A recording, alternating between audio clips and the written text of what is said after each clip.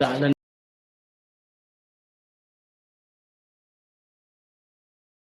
ولا حاجة من حوائجنا في هذه الحياة إلا أعنتنا على قضاء يا رب العالمين.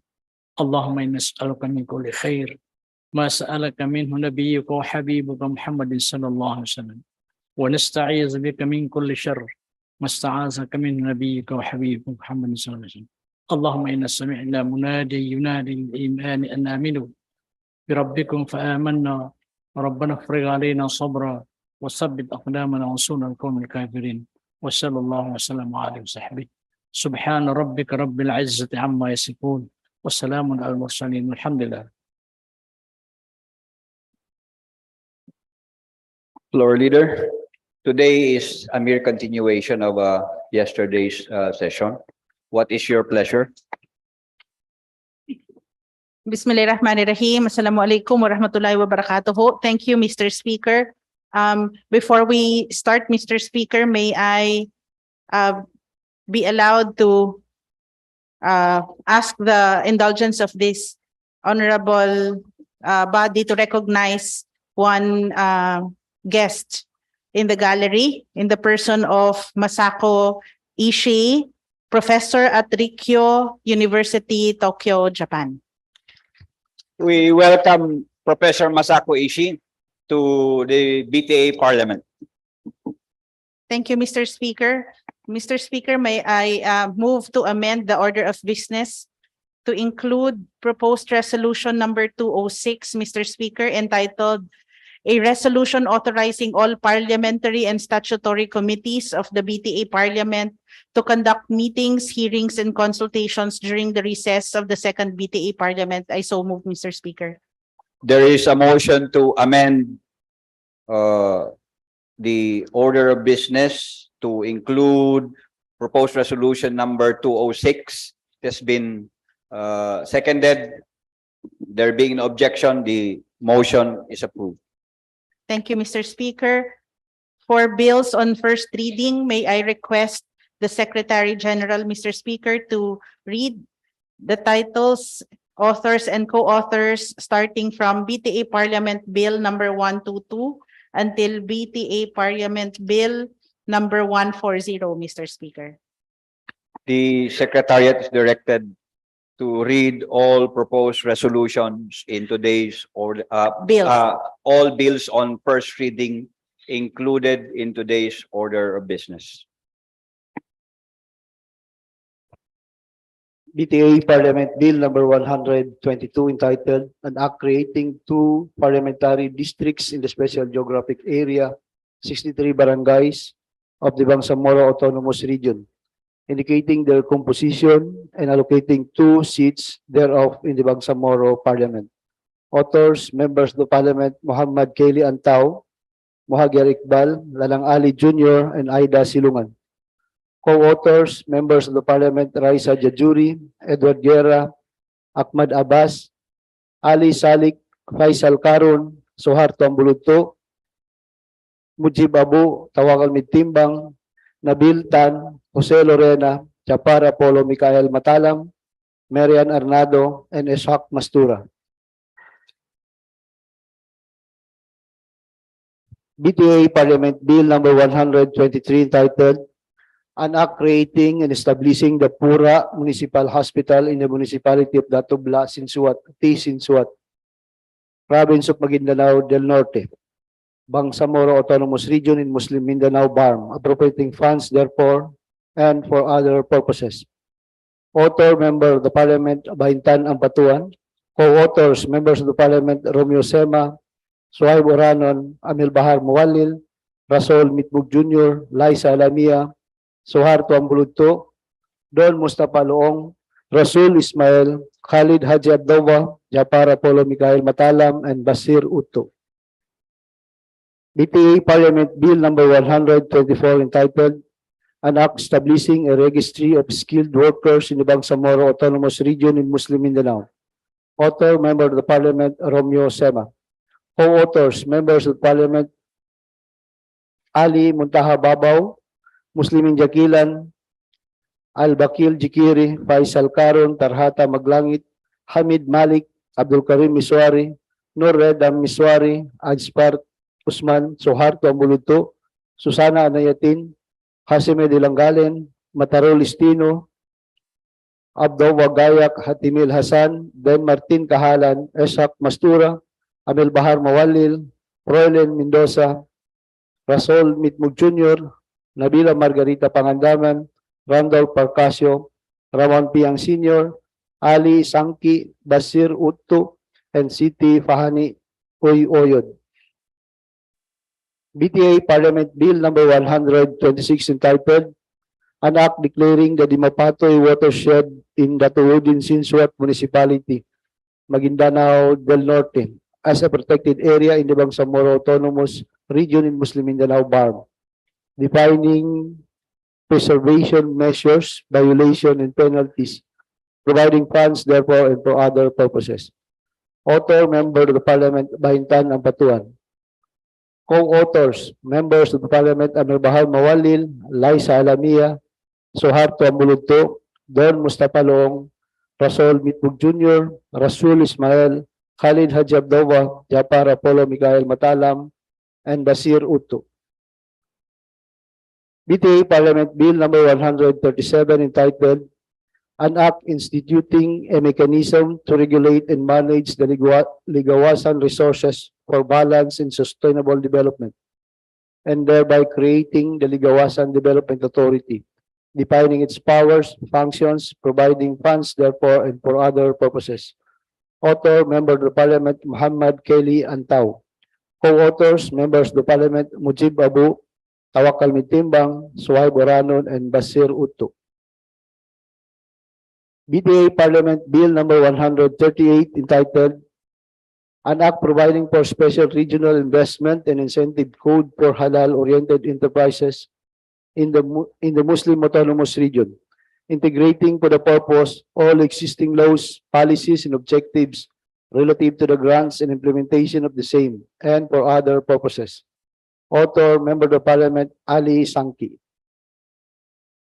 BTA Parliament Bill number 139 entitled An Act Establishing in the Municipality of Northern Kabuntalan, Province of Maguindanao del Norte, a Level 1 General Hospital to be known as the Northern Kabuntalan Municipal Hospital, and appropriating funds therefore. Author, Member of the Parliament, Hasime Dilangalen. Co-authors, Members of the Parliament, Eddie Ali, Soharto Ismael, Amil Bahar Mawalil, Nabila Margarita Pangandaman, and Abdurauf Makakua. BTA Parliament Bill number 140 entitled An Act Creating Bangsamoro Scholarship Program, providing funds therefore and for other purposes. Authors, Members of the Parliament, Jamila Ramos, Abdulaziz Aminuddin, Soharto Ambulugto, Muhammad Kelly Antaw, Eddie Ali, and Nabila Margarita Pangandaman. Co-authors, Members of the Parliament, Michael Mitimbang, Susana Nayatin, Basit Abbas, Ali Sulaiman, Ali Sangki, Abdul Wahab Pak, and Hamid Malik. Floor leader. Thank you, Secretariat. Mr. Speaker, we move on to resolutions, messages, memorials, and communications. The first resolution is proposed resolution number 26. May we request the Secretary General to please read the title, the author, and co-authors. The Secretary is directed to read the title of proposed resolution number 26, including the name of the authors and co-authors. Proposed resolution number 26 entitled A Resolution Requesting the Mindanao Development Authority, MINDA, to establish a Bangsamoro Autonomous Region in Muslim Mindanao BARM, desk in the MINDA main office in Davao City, to strengthen coordination and linkage building with Mindanao's stakeholders. Author, Member of the Parliament, Bahintan Ampatuan. Co-authors, Members of the Parliament, Amil Bahar Mawalil, Liza Alamia, Soharto Ambulugto, Rasol Mitmug Jr., Don Mustafa Loong, and Rasul Ismael. Mr. Speaker, I move to treat proposed resolution number 26 as a simple resolution, Mr. Speaker. There's a motion to treat proposed resolution number 26 as simple resolution. It's been seconded. There being no objection, proposed resolution number 26 is treated as simple resolution. Mr. Speaker, may we recognize the author, MP Bayintan Ampatuan, for her speech, Mr. Speaker. The lady from Maguindanao is recognized.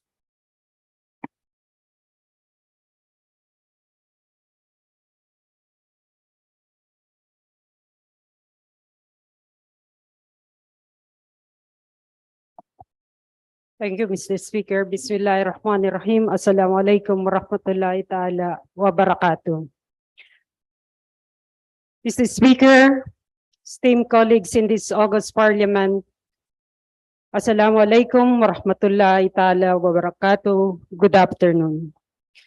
It is my honor to sponsor proposed resolution number 26, entitled Resolution Requesting the Mindanao Development Authority or MINDA to establish a Bangsamoro Autonomous Region in Muslim Mindanao desk in the MINDA office in Davao City to strengthen coordination and linkage building with Mindanao stakeholders.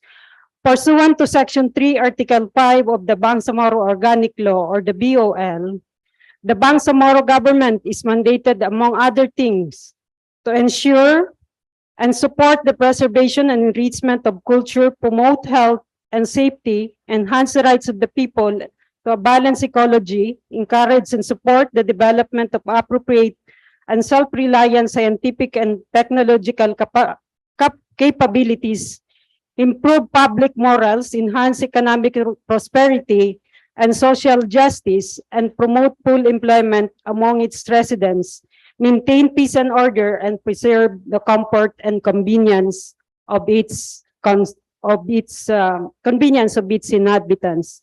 On the other hand, the MINDA or the Mindanao Development Authority is mandated to promote, coordinate, and facilitate the active and extensive participation of all sectors to effect the socio-economic development of Mindanao.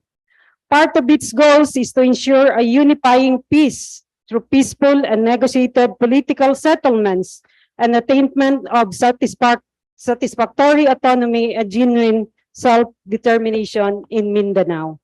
Under the Bangsamoro Organic Law, the Chief Minister sits as a member of the MINDA board. Thus, both MINDA and BARM are expected to pursue strategic interfacing for inter-regional programs and projects that have greater impacts in BARM's socioeconomic development and growth.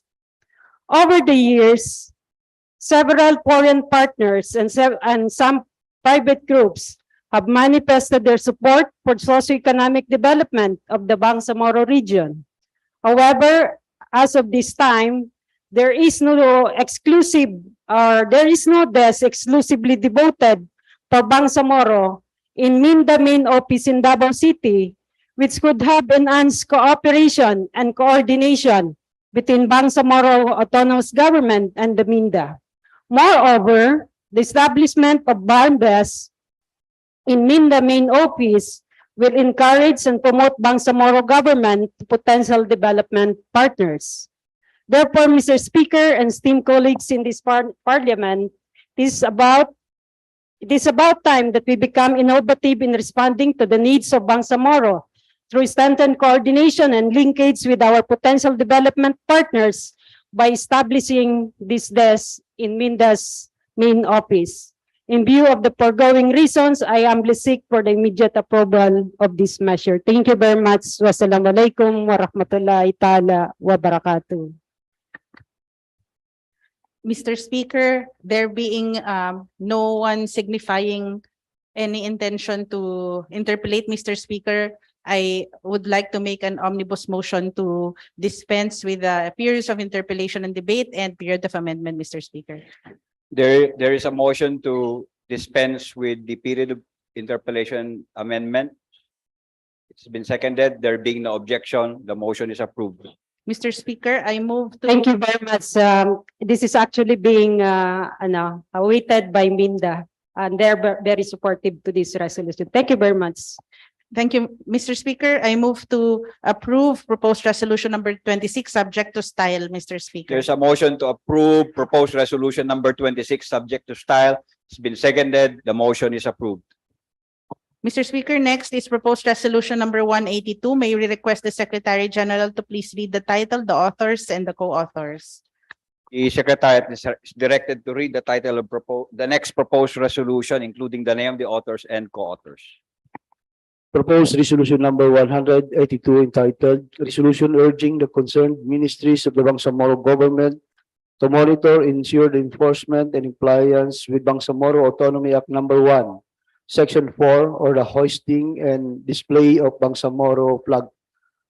Authors, members of the Parliament, Tawakal Mitimbang, Shia Ilaiha Dumama Alba, Basir Uttu, Suhaib Oranon, Mujib Abu, Mosber Alauddin, Muhammad Kelly Antaw, Baileng Mantawel, and Michael Mitimbang.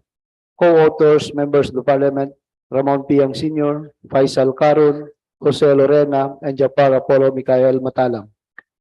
Mr. Speaker, I move to treat proposed resolution number 182 as a simple resolution, Mr. Speaker. There is a motion to treat proposed resolution number 182 as simple resolution. It's been seconded. The motion is approved. Thank you, Mr. Speaker. May we recognize MP Tawakal Mitimbang, the principal author, Mr. Speaker, to deliver his speech, Mr. Speaker. The gentleman from Talayan, Maguindanao is recognized.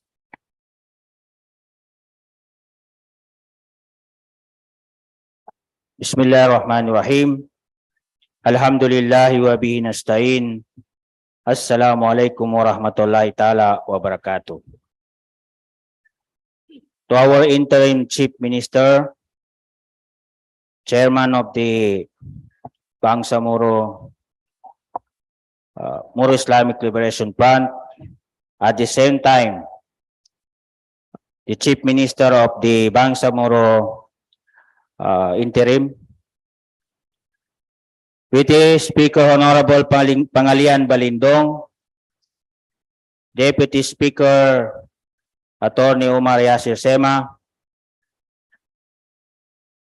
Majority Floor Leader Attorney Ilaiha Dumama Alba, the honorable members of the Bangsamoro Transition Authority, fellow government servants, ladies and gentlemen, Assalamu alaikum warahmatullahi ta'ala wabarakatuh.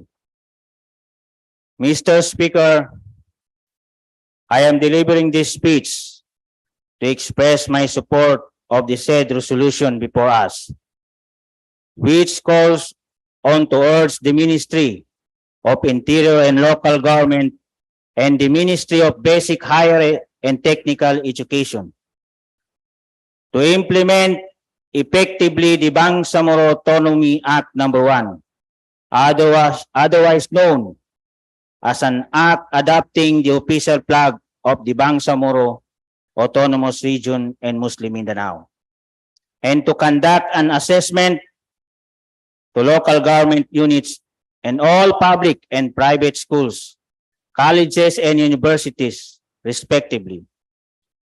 My dear colleagues, under Section 2 of BTA Act number 1, it states that in the exercise of its right to self-governance, the Bangsamoro Autonomous Region in Muslim Mindanao is free to adopt its Bangsamoro flag that is reflective of its people's identity, history, heritage, struggles, and aspiration.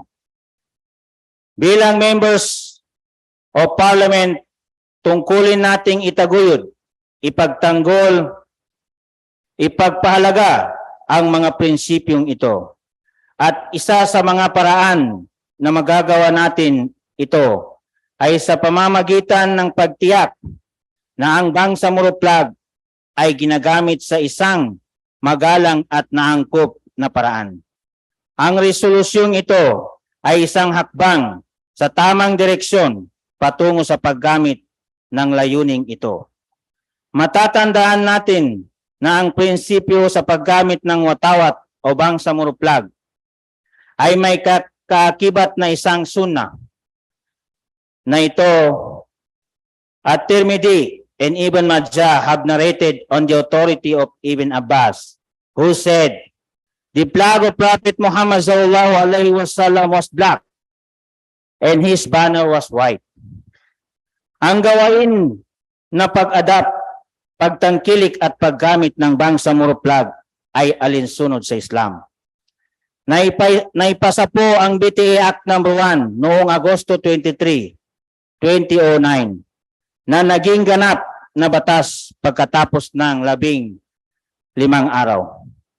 Ngunit sa paglilibot ng Miracle 5 sa iba't ibang local government units, public and private schools, colleges and universities, may ilang opisina at eskwelahan na di sinusunod ang BTA Act number 1.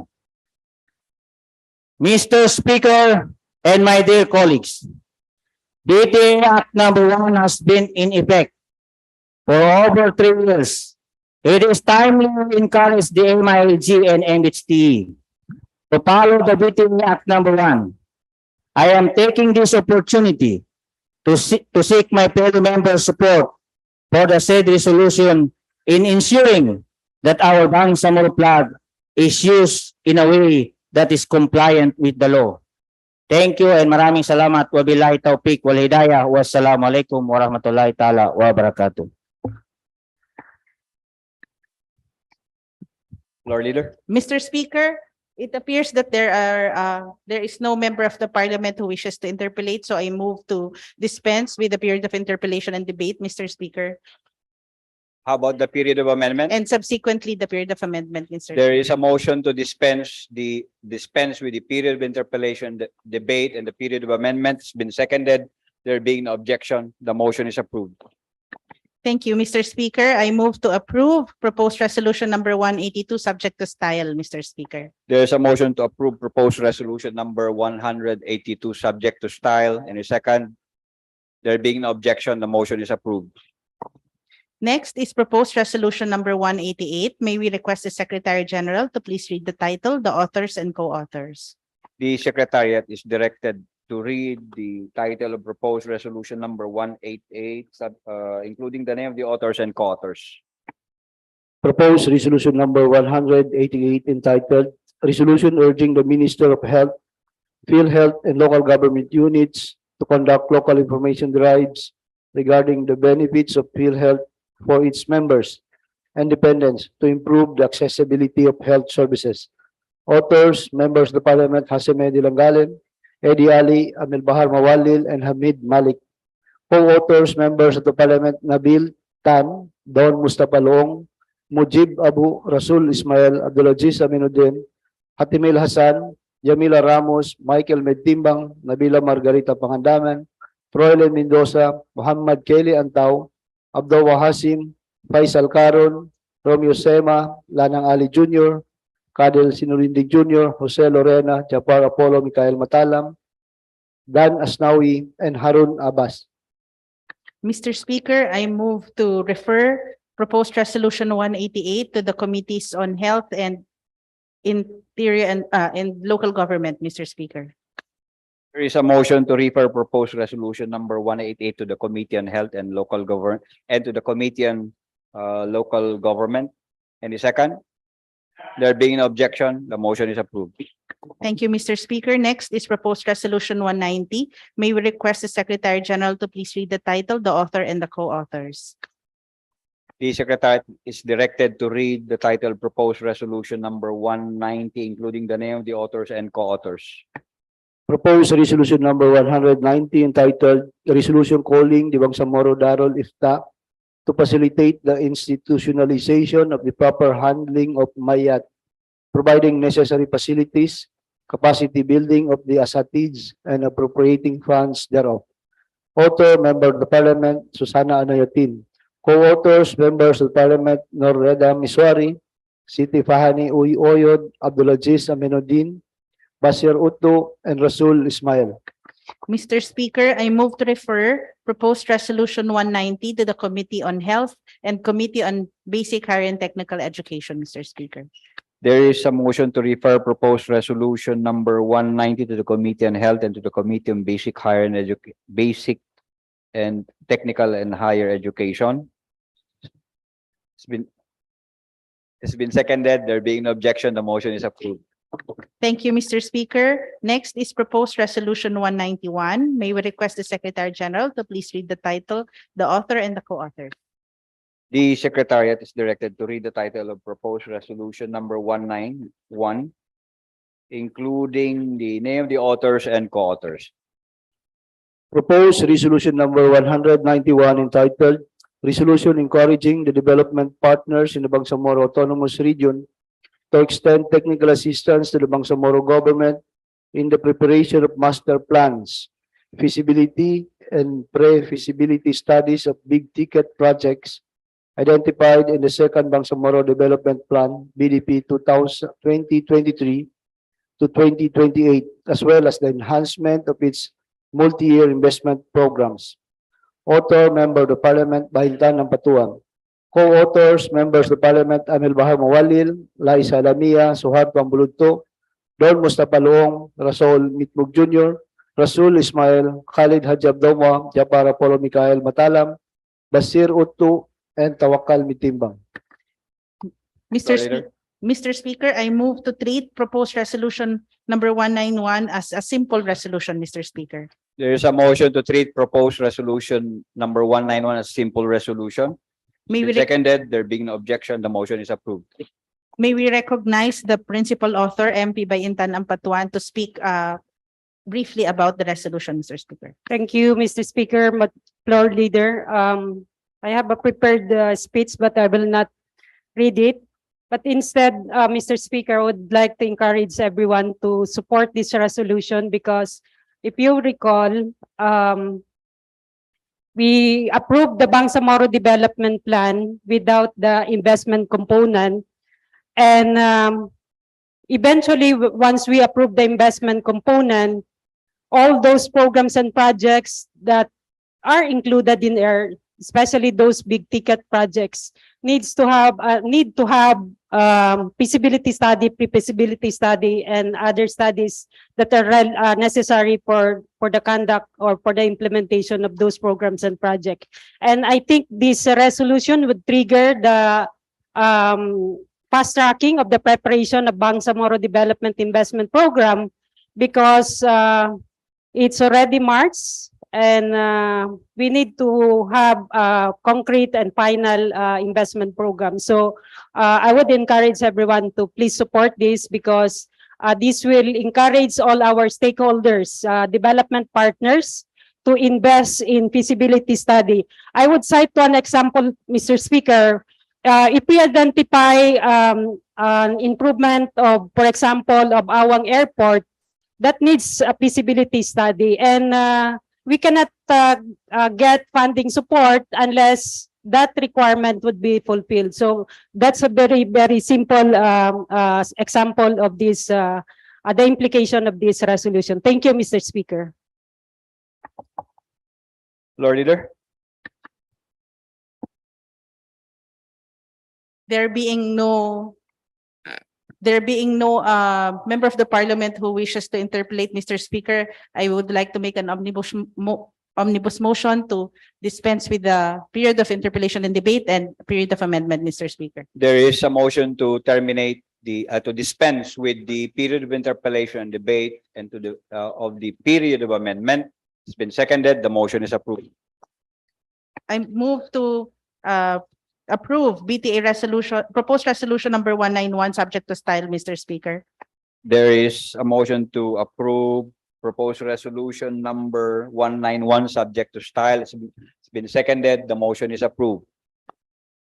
Thank you very much. Next, Mr. Speaker, is proposed resolution 193. May we request the Secretary General to please read the title, the author, and the co-authors. The Secretariat is directed as requested by the floor leader.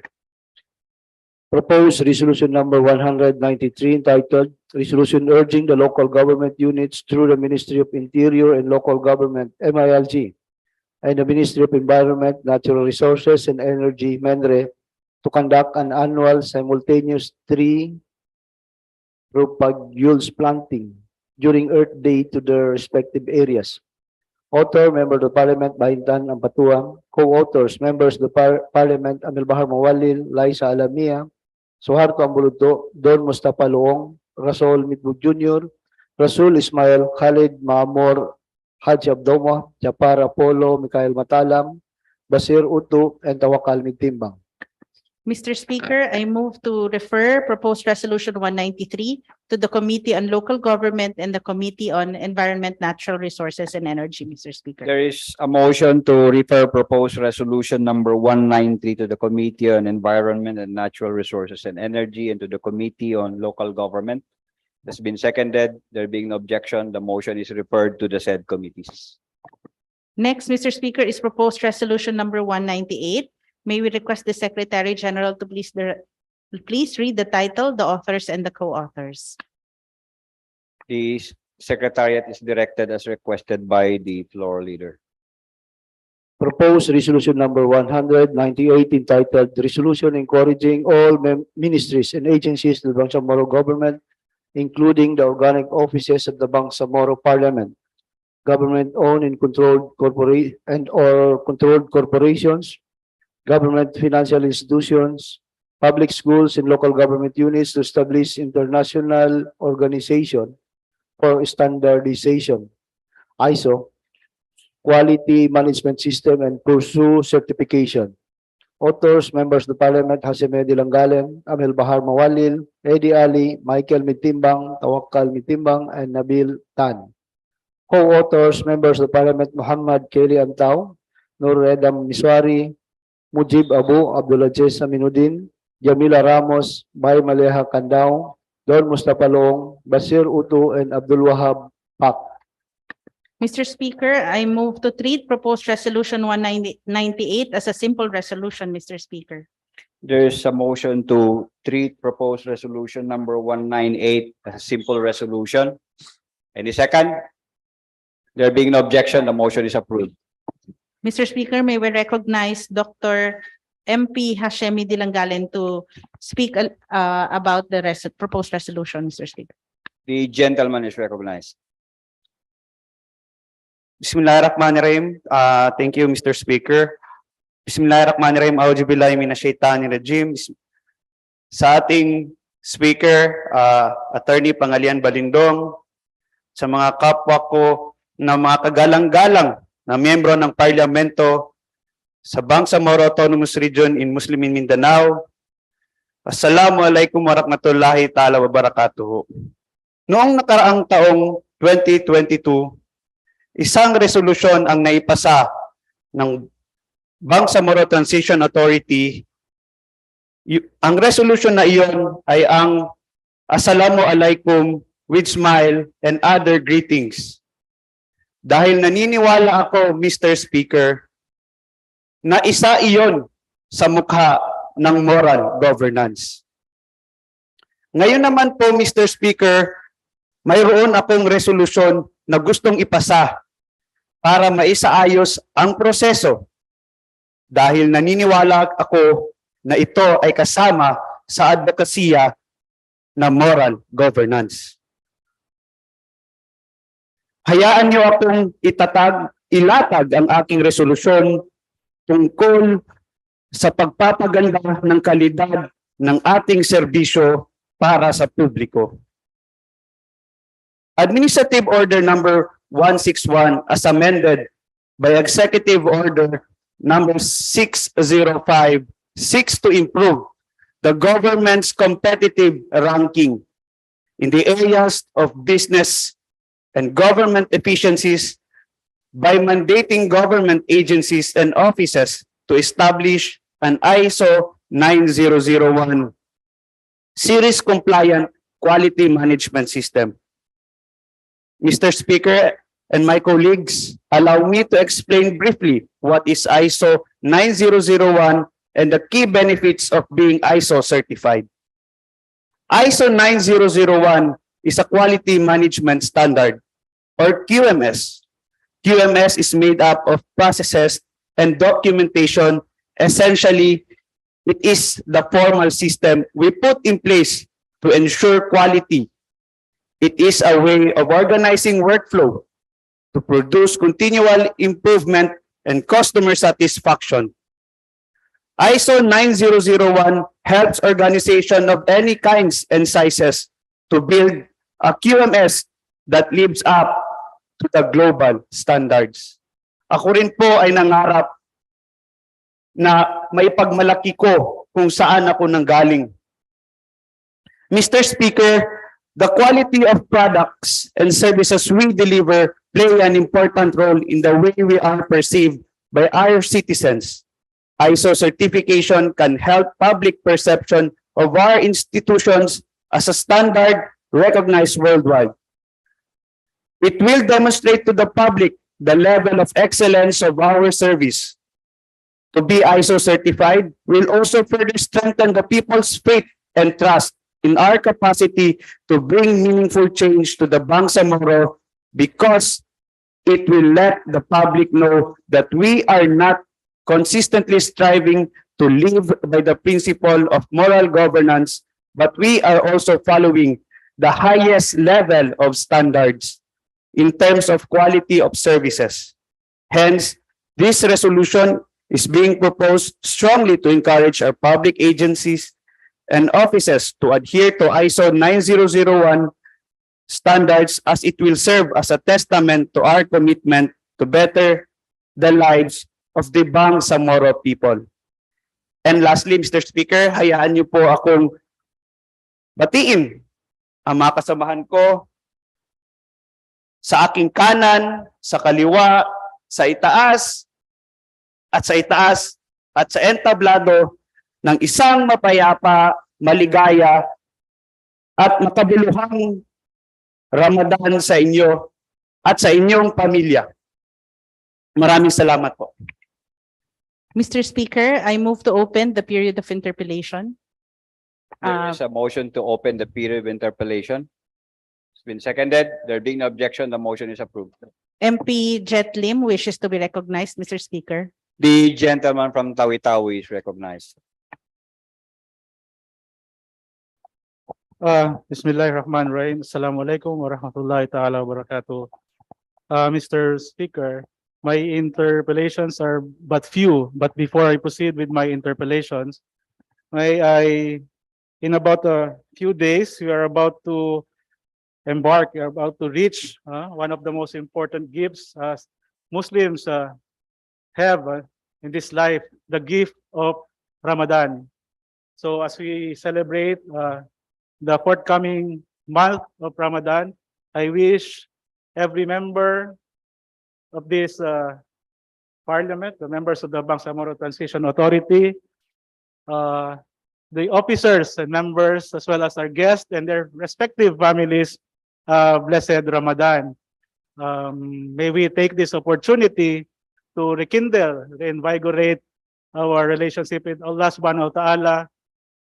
And may we also take this opportunity to pray for good health in mind and body, no?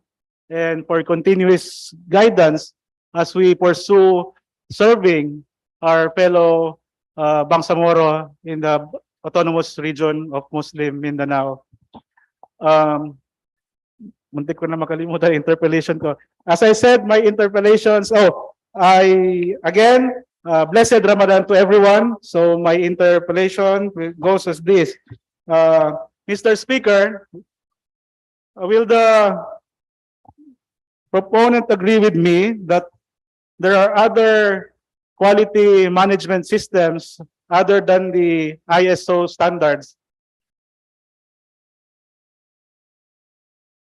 Yeah, the proponent, what is your answer? Mr. Speaker, thank you for that wonderful question from the gentleman from tawi-tawi. I believe, Mr. Speaker, that there are other certification and accreditation bodies.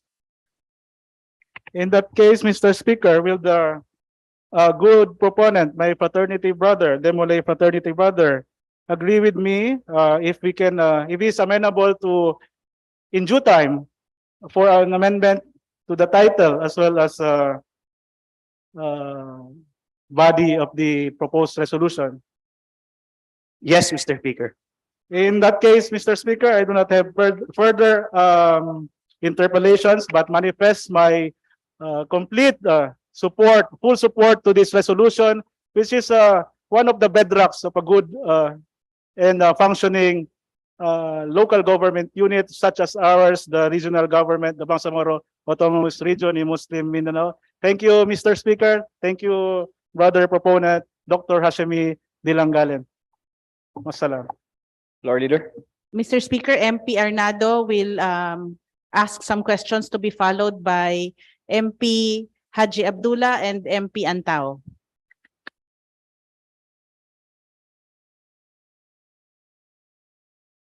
The deputy floor leader is recognized.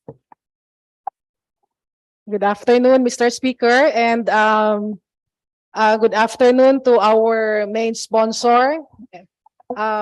Let me propound a few questions. First, I just want to ask, what are the standards? What are the required standards so that you will, an office will qualify in the ISO certification?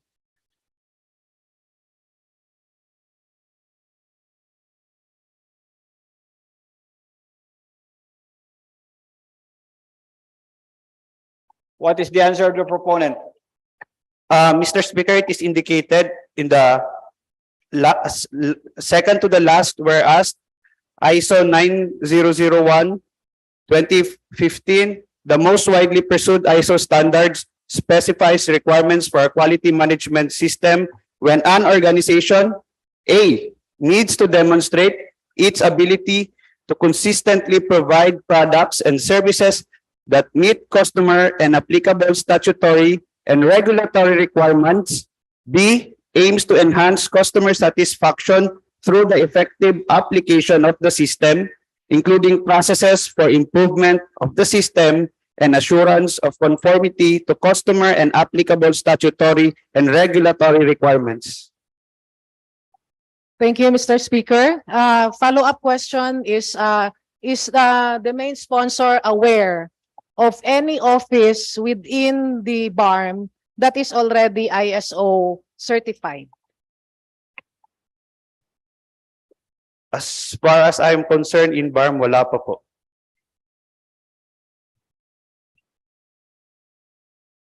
That is the answer of the proponent. Okay. Final question. But Mr. Speaker, last one. But some agencies like MOST are now pursuing ISO certification. Which office again, Mr. Speaker? MOST. MOST. But that is still ongoing. Okay. Yes, Mr. Speaker. Now, if an office will apply for certification, will there be any budgetary cost to be able to apply? Yes, Mr. Speaker. And is the proponent aware of how much will be the cost to be able to qualify for certification? I don't have the exact value, Mr. Speaker. And When you say you do not have the exact value, you are saying that you have a value in your within your knowledge. Okay, that's the answer of the proponent. And final question, Mr. Speaker, I just want to ask if how long will it take if an office wish to apply for accreditation? Thank you for that question. Mr. Speaker, I believe that it could be 6 months or it could be, it take years. But Mr. Speaker, I believe that this resolution should be passed because at least may sinimulan po tayo. Yun lamang po.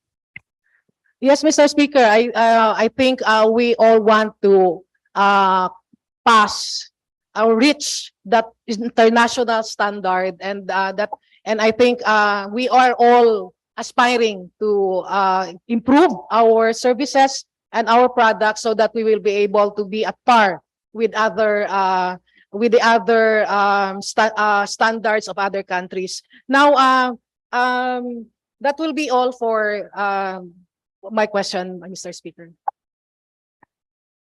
MP Haji Abdullah is next, Mr. Speaker. The gentleman from Lanao del Sur is recognized.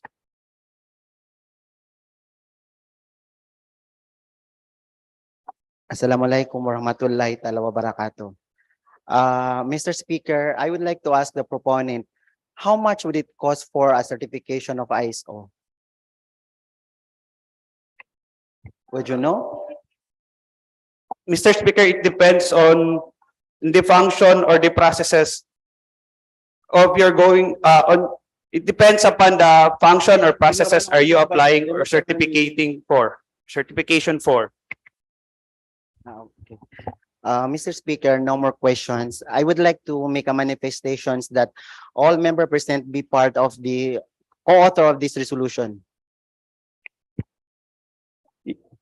All members present. Yes, Mr. Speaker, I accept. Secretariat, please take note. Yeah. Alhamdulillah, I just would like to greet everybody. Happy Ramadan to everyone. Assalamualaikum. Next, Mr. Speaker, is MP Antao.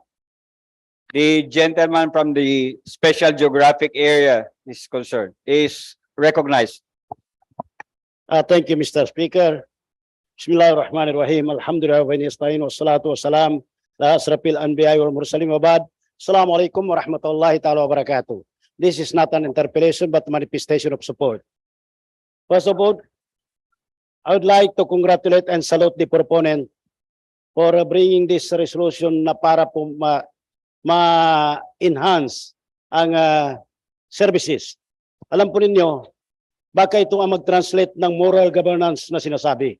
Dahil kapag sinasabi natin ang moral governance, wala nang batas pa, nalalampas pa sa moral governance. Kaya lang, while waiting for the institutionalization of this moral governance, I salute you and I will support that resolution para po little by little matranslate natin itong sinasabi natin moral governance. Assalamualaikum warahmatullahi ta'ala wabarakatuh. Mr. Speaker, MP Sinolinding wishes to be recognized.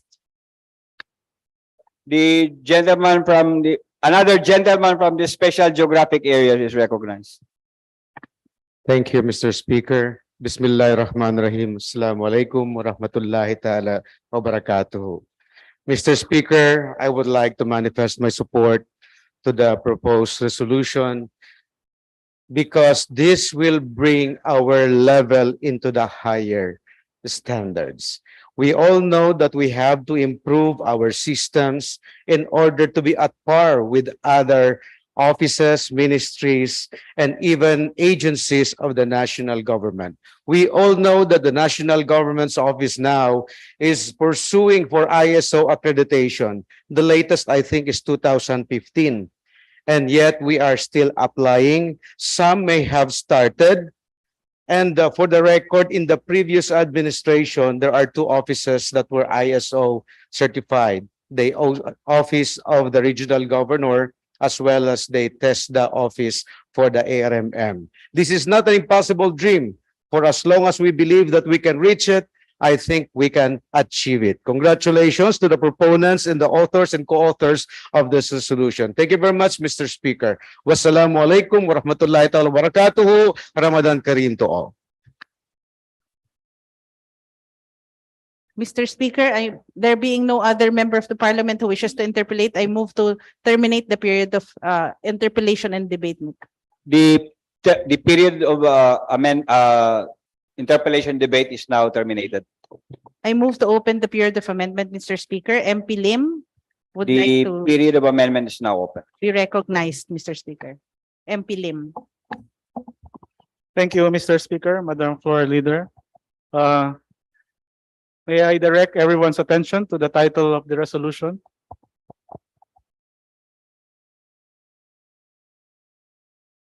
Thank you, sir. Will the proponent, based on our previous interpellation a while ago, will the proponent,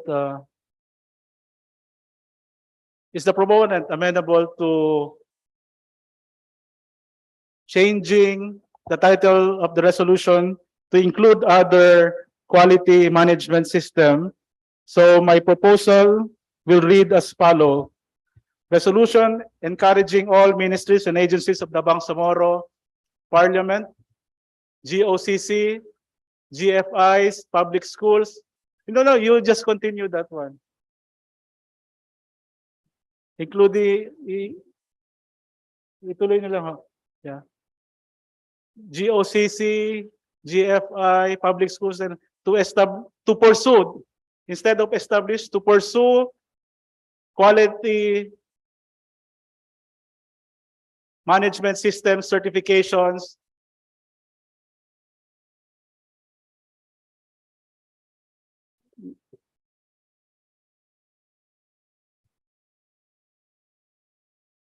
And then you transfer mo po. To pursue quality management certification system certification from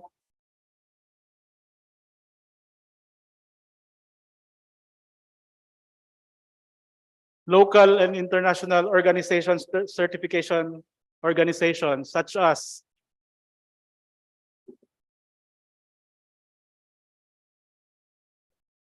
for the information of my dear colleague, I think in local we have the civil service, we have SPMS. So we do not limit the resolution to just one certification.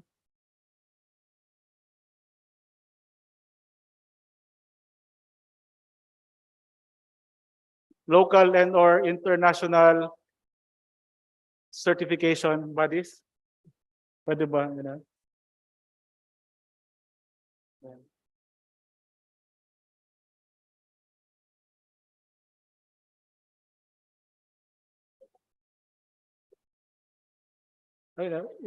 When I say local, it means domestic as opposed to international. It could be either government or private institution. Such as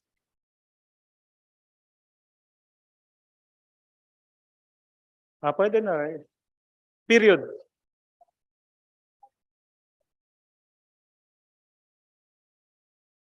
Full stop on bodies.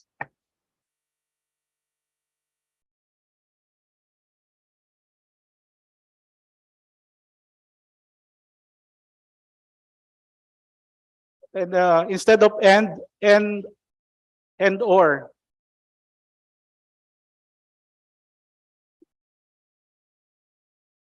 Before international. No space in between.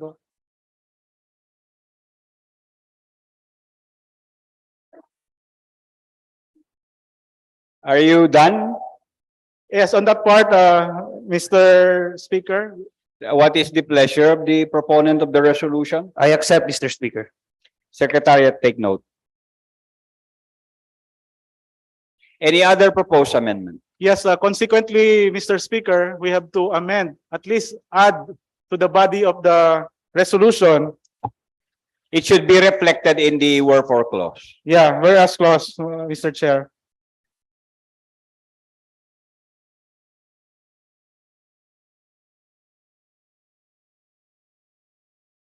We will just ask the secretariat to reflect the rectify. changes in the wherefore clause. Anyway, the proponent is already amenable to the amendments. Maybe the language of the law we can agree later on. With that, I end my. We will just approve the resolution subject to style. Thank you, Mr. Speaker. Thank you, Mr. Proponent, Brother Demole, Dr. Hashimi Dilangalen. Floor leader. Mr. Speaker, the next member of the Parliament who wishes to propose an amendment is MP Arnado, Mr. Speaker.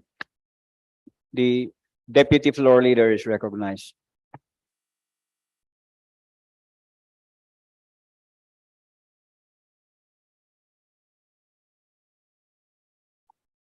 Mr. Speaker, just a very brief proposed amendment on the title, considering that it covers the government-owned and controlled corporations and government financial institutions, which at this point is not yet, these are not yet existent.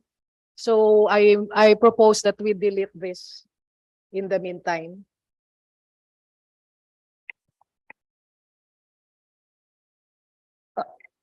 Please repeat the amendment. Just a proposal to delete the inclusion of government-owned and controlled corporation and government financial institutions because they are not yet in existence at this point. I don't think, Mr. Speaker, I am not amenable with the suggestion of the deputy floor leader. May I know why? Because for future reference, Mr. Speaker. We cannot apply a resolution for future reference. And also, Mr. Speaker, we are on the process of creating GOCCs, Mr. Speaker. But would the gentleman agree that we should, in terms of focus, should we focus on offices that are already in existence at this point, such as the offices that you have already mentioned here, including the local government units, public schools, and the organic offices of the Bangsamoro Parliament and the ministries and agencies. But for the future offices who are yet to be created, should we include that in the resolution? Yes, Mr. Speaker. 1 minute suspension.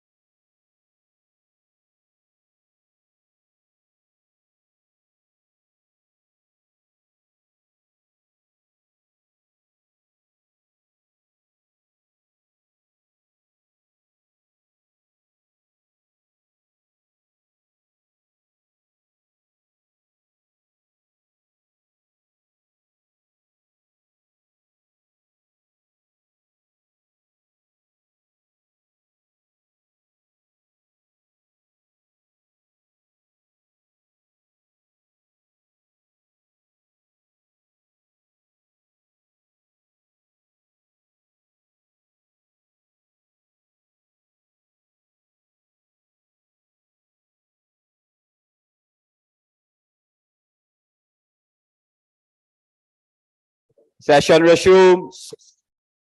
We continue with the period of amendment.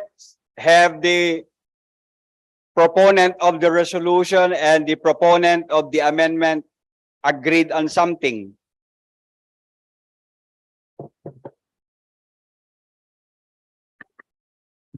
Mr. Speaker, just to reiterate our proposed amendment that we delete government-owned and controlled corporations, government financial institutions, and public schools. I accept, Mr. Speaker. Thank you, Mr. Speaker.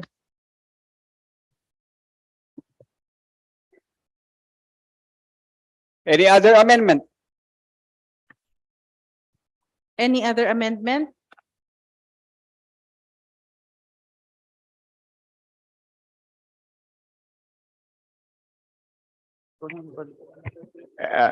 Okay, MP Eddie Ali wishes to be recognized, Mr. Speaker.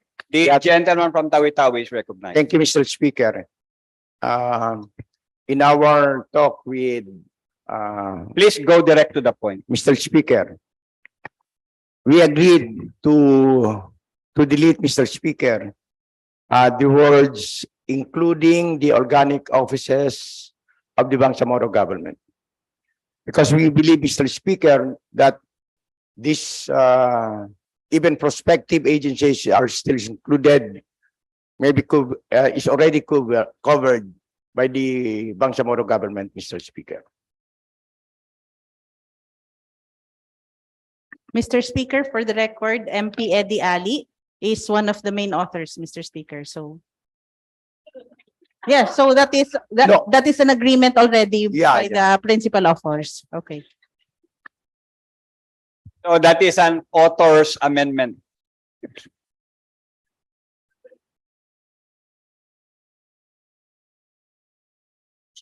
So, Mr. Speaker, the final title of the resolution is Resolution Encouraging All Ministries and Agencies of the Bangsamoro Government and Local Government Units as amended now, Mr. Speaker. Thank you, Mr. Speaker.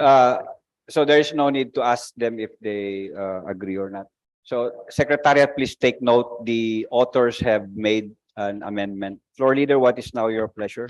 Mr. Speaker, I move to approve proposed resolution number 198, subject to style, Mr. Speaker. There is a motion to approve proposed resolution number 198, subject to style. Has been seconded. The motion is approved. Congratulations, the gentleman from the special geographic area.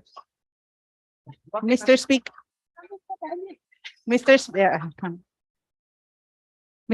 Speaker, we would like to remind that all members who are present be included as authors as proposed by MP Haji Abdullah, Mr. Yes, the Secretariat, please include all members present as authors of this proposed resolution. Next, Mr. Speaker, is proposed resolution number 202. May we request the Secretary General to please read the title and the authors. The Secretariat is directed to read the title of proposed resolution number 202, including the name of the authors and co-authors. Proposed resolution number 202, entitled "A Resolution Appealing to the Office of the Honorable Chief Minister to authorize the grant of emergency allowance and other benefits in the observance of Ramadan to all personnel and employees of the Bangsamoro Autonomous Region in Muslim Mindanao." Authors, Members of Parliament, Omar Yasser Sema and Susana Anayatin.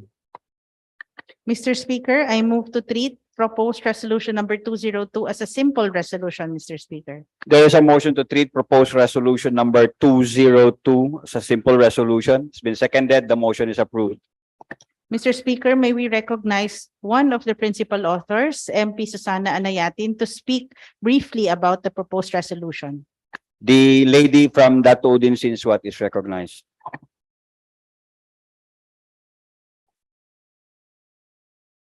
Thank you, Mr. Speaker. Good afternoon, everyone, and my respect to the deputy speakers and the floor leader, as well as the deputy floor leaders, and everyone present here. Mr. Speaker, Ramadan is one of the most important periods of the year, and fasting is one of its main parts. While it is significant and compulsory, same factors may affect employees' performance during fasting. This is true since its many pose health and safety risks to them as during fasting. Name one, the lack of drinking water may cause dehydration, especially when the weather is hot. In this regard, giving emergency allowance during this holy month of Ramadan is not only an act that would show care and support for our employees in recognition of their commitment to serving the Bangsamoro amidst the hardship of fasting, but it will also motivate them to work harder, be more productive, and boost their well-being as well. Moreover, Mr. Speaker, the said emergency allowance will promote a sense of equilibrium in the benefits given to government employees since the 13th month pay is given during the Christmas season that all public servants as well as private workers are entitled. Lastly, this is correspondingly a way of promoting and conserving the culture of the Bangsamoro people by highlighting the constitutional right to self-determination through cultural development and preservation. Therefore, Mr. Speaker, the immediate adoption of this resolution is hereby earnestly sought. Mr. Speaker, thank you very much. Mr. Speaker, may we invite the attention of this honorable body that a similar resolution docketed as proposed resolution number 205 speaks of the same Intent. intent, Mr. Speaker. May we request the Secretary General to please read the title, the authors and the co-authors of the proposed resolution, Mr. Speaker. The Secretariat is directed to read the title of proposed resolution number 205, including the name of the authors and co-authors. Proposed resolution number 205 entitled Resolution requesting the Office of the Honorable Chief Minister to grant a 1-month pay inflation relief assistance to all officials and employees of the Bangsamoro Autonomous Government of whatever status, including persons engaged under contracts of service and job order, to be sourced from any available funds of the said ministries, agencies, and offices. Authors, members of the Parliament, Suharto Ambuludto, Omar Yasser Sema, and Amil Bahar Mawalil. Co-authors, members of the Parliament, Liza Alamia, Baintan Ampatuan, Rasol Mitmug Jr., Rasul Ismail, and Don Mustafa Loong. Yes, Floor Leader. Mr. Speaker, I move to also treat this proposed resolution as a simple resolution, Mr. Speaker. There's a motion to treat proposed resolution number 205 as simple resolution. Any second? There being no objection, the motion is approved. What is now your pleasure? There are now two Yes. resolutions dealing on the same subject matter. Yes, Mr. Speaker, I move to consider the two resolutions together, Mr. Speaker. But first, may we recognize one of the principal authors of proposed resolution 205 to speak briefly about the proposed resolution, Mr. Speaker. The gentleman from Gang Sultan Kudarat is recognized. MP Suharto Ambuludto. Mr. And the Speaker. gentleman from Northern Kabuntalan is recognized.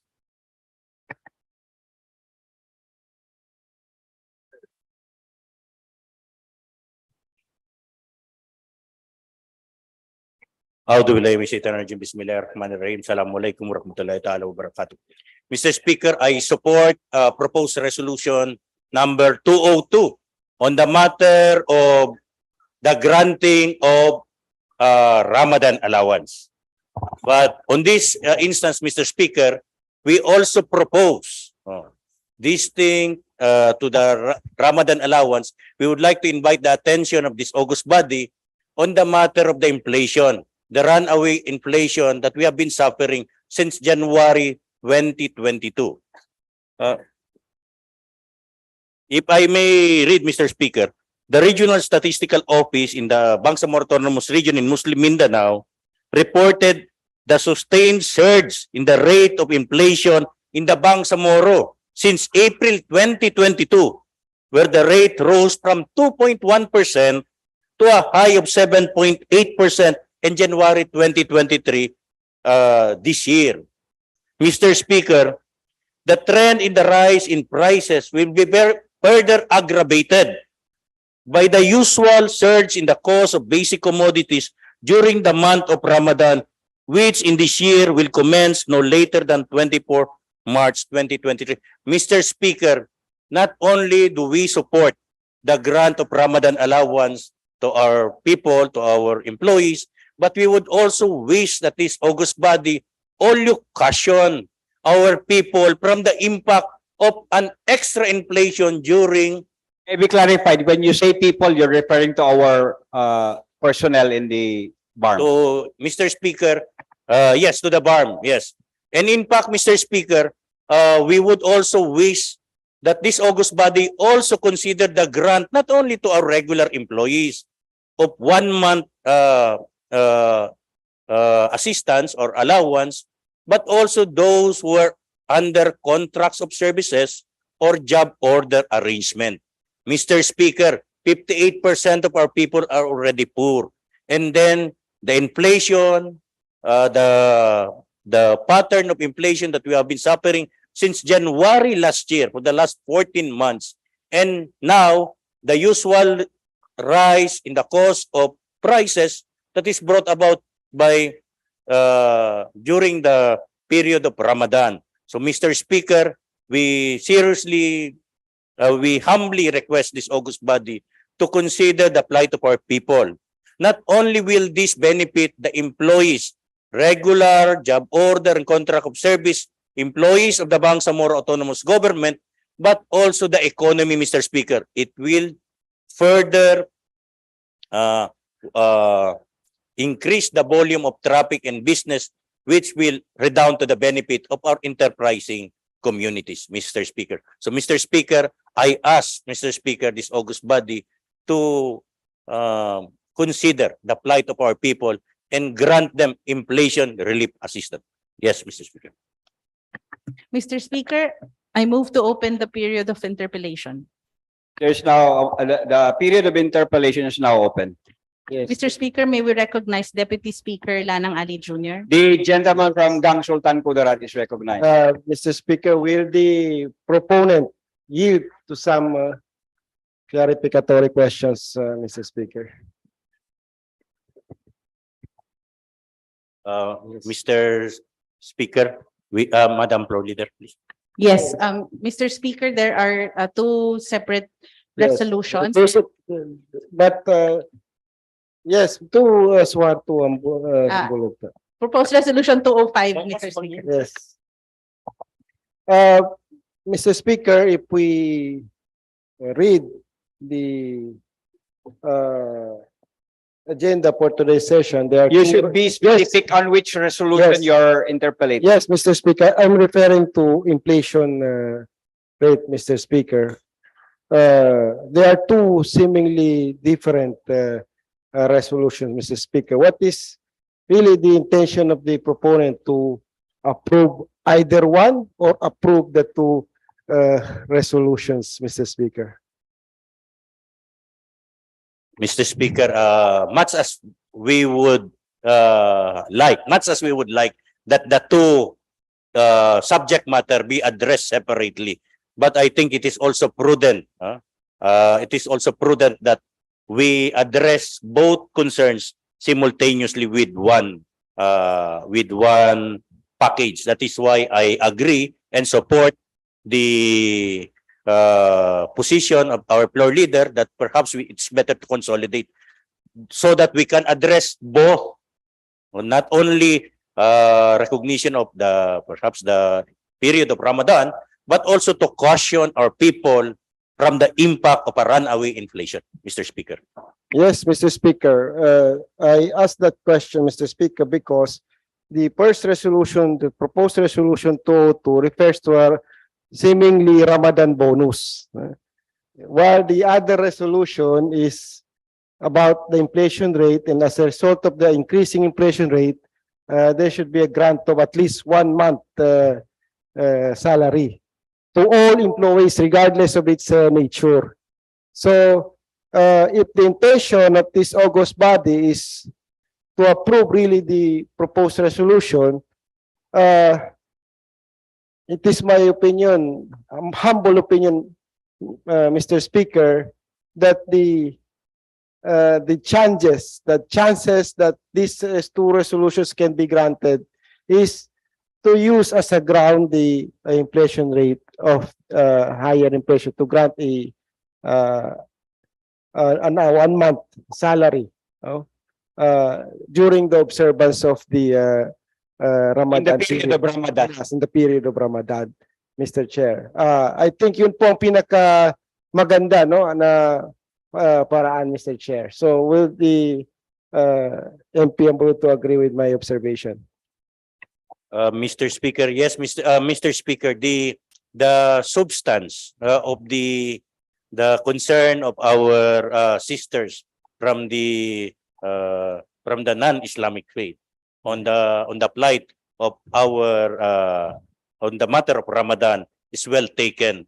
But we also, on this other proposal, which we would like to integrate with her proposal, we would like to also consider that during Ramadan, inflation is not only almost doubles. Yes, Mr. Speaker. So yes, Mr. Speaker. And in fact, in the other regions in the national government, they recognize the fact that there is really indeed an increasing of the inflation rate. So kahit yung national government ay gumagawa ng paraan para matulungan ng ating mga kababayan, and mas lalo na siguro dito sa atin sa Bangsamoro Autonomous Region and Muslim Mindanao. Kung action ng national government na tulungan ng mga naghihirap nating kababayan, mas nararapat po dito sa atin sa Bangsamoro. Yun lang po. You are suggesting that we address the inflation in the month of Ramadan. Yes, as a 1 month bonus, Mr. Chair.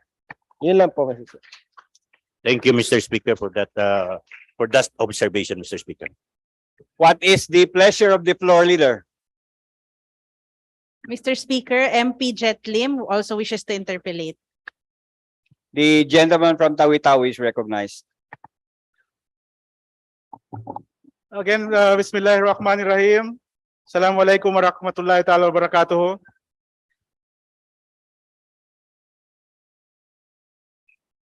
Quiet. Mr. Speaker, at the outset, I would like to manifest my support to the resolution, but I have some clarificatory questions for academic purposes, for the information of everyone. Which resolution? The resolution of another brother, MP Suharto Ambuloddo, Mr. Speaker. It is the rate in the increase of prices. I have not yet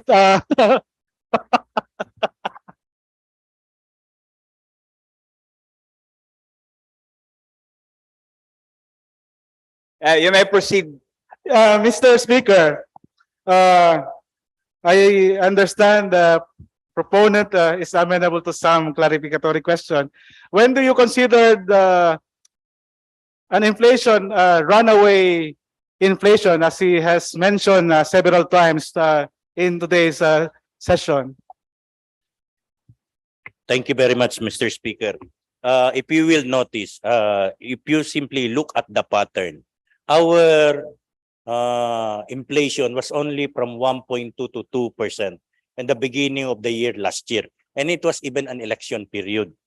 Now, if you will notice, on April 4, from 2 to 3 of around up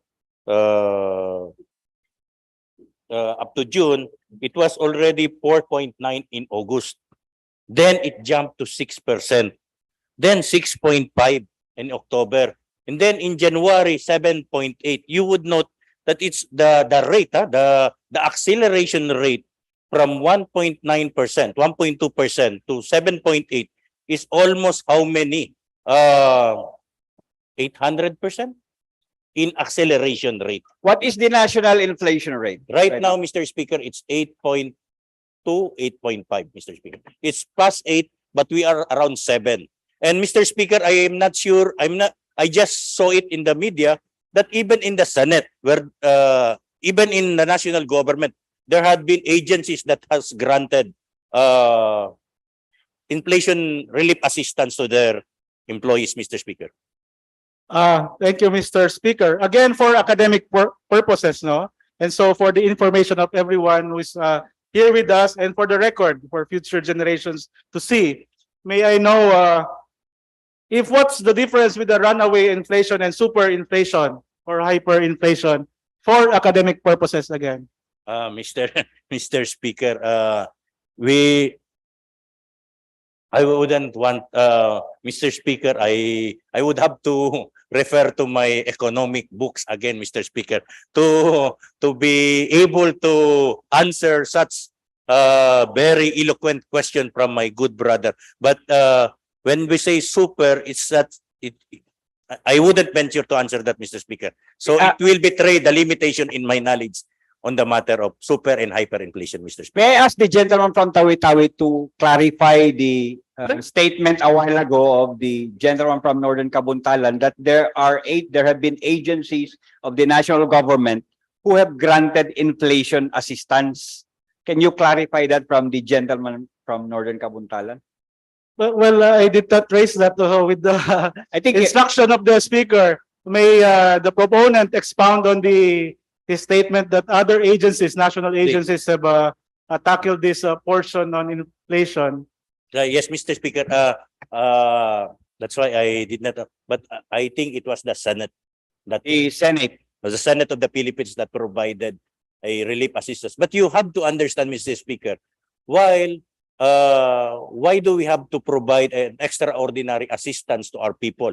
Remember that the poverty incidence in the national capital region is very low compared to ours, where almost half of our people are poor, are living below the poverty threshold, and their subsistence is usually supported by entrepreneurial activities within our community. It is good for us because we are employed, but the thing is that most of our other people, most of our of the members of our community would have to thrive on the volume and speed of our economy, the movement of our economy, Mr. Speaker. Thank you, Mr. Speaker. Finally, and again, for academic purposes, I am by no means an economist, and this is just one for information. What is the general effect of a hyperinflation, this runaway inflation to ordinary citizen? In terms of purchasing power and other aspects. Thank you, Mr. Speaker. Yes, Mr. Speaker. My attention was called by our good brother, Professor Eddie Ali, that this is the highest in 14 years, the inflation that we are suffering right now. And now, so because of the increase in the rise in the cost of prices, particularly basic commodities, then the purchasing capability power of our people who are already very poor at that is further aggravated. That is why precisely, Mr. Speaker, I beg this Honorable August Body to support our measure that we provide economic relief assistance or inflation relief assistance to our employees, which will redound to the benefit of the Bangsamoro Autonomous Region, Mr. Speaker. Any other question? Mr. Speaker, I thank the proponent for this wonderful elucidation on the impact of the inflation on the day-to-day life, no, in the region. So I congratulate and I manifest my full support to the resolution. Thank you very much, Mr. Speaker. Floor Leader. Mr. Speaker, MP Ali would like to speak, and then MP Ismael, Mr. Speaker. The other gentleman from Tawi-Tawi is recognized.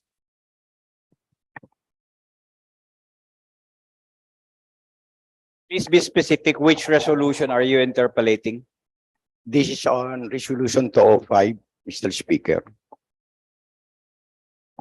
Will the proponent respond to some clarificatory questions? Mr. Speaker, yes, Mr. Speaker. Gusto ko lang po magtanong, Mr. Speaker, itong ganitong allowance na sinasabi natin ay nagbibigay rin po noon ang ating Bangsamoro government. Was there a similar allowance given in the previous years? I remember there were economic relief assistance or allowance that our government has extended our government employees.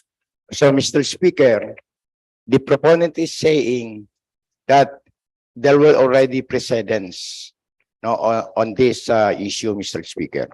I will agree with the good gentleman from Tawi-tawi, Mr. Chair. Mr. Speaker, noong nagbibigay po o we are asking for this allowance, ano bang legal basis sa pagbibigay ng allowance na to? Yung sinasabi nating relief allowance. May mga, yung sa iba may mga emergencies tayo. For instance, meron, right now we have calamity. The declaration of calamity last November, we hope that it still covered the matter. Mr. Speaker, I would agree with the proponent that there were bases for giving this allowance. Calamities man o paghihirap ng taong bayan o paghihirap ng ating mga empleyado. So, Mr. Speaker, at the right time, I would like to propose an amendment to the content, siguro isang whereas that the Bangsamoro government has been giving similar allowances in the past. Yun lang po, Mr. Speaker. Mr. Speaker, that's a very good suggestion, Mr. Speaker. Yes, floor leader. MP Soharte Ismael wishes to be recognized, Mr. Speaker. The gentleman from Cotabato City is recognized. Sultan Kudarat, Mr. Speaker. Maguindanao, by the way. Maguindanao, rather. Mr. Chair, I would like to ask the proponent of the resolution number 205.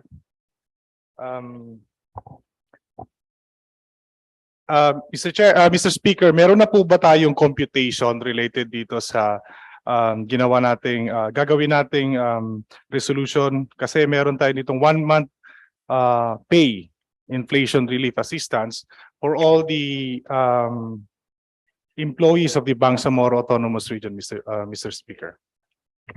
Actually, Mr. Chair, ang first answer dyan, this is only a request. We are not directing the Chief Minister to grant one month. So the resolution pleads the Chief Minister to grant 1 month, to consider the 1 month pay, because not only is there an inflation, but there is also Ramadan. Not only is there Ramadan, but there is also an inflation. And the next question might be, how much would be the impact of this? It would mean the infusion of another maybe 1.2 to 1.4 billion pesos into our economy. It might, it might. So, yun yung magiging economic impact. What would be the impact of a capital infusion of putting money into circulation in a period where people are already suffering? Most of us are poor, and then we have this inflation of 8%.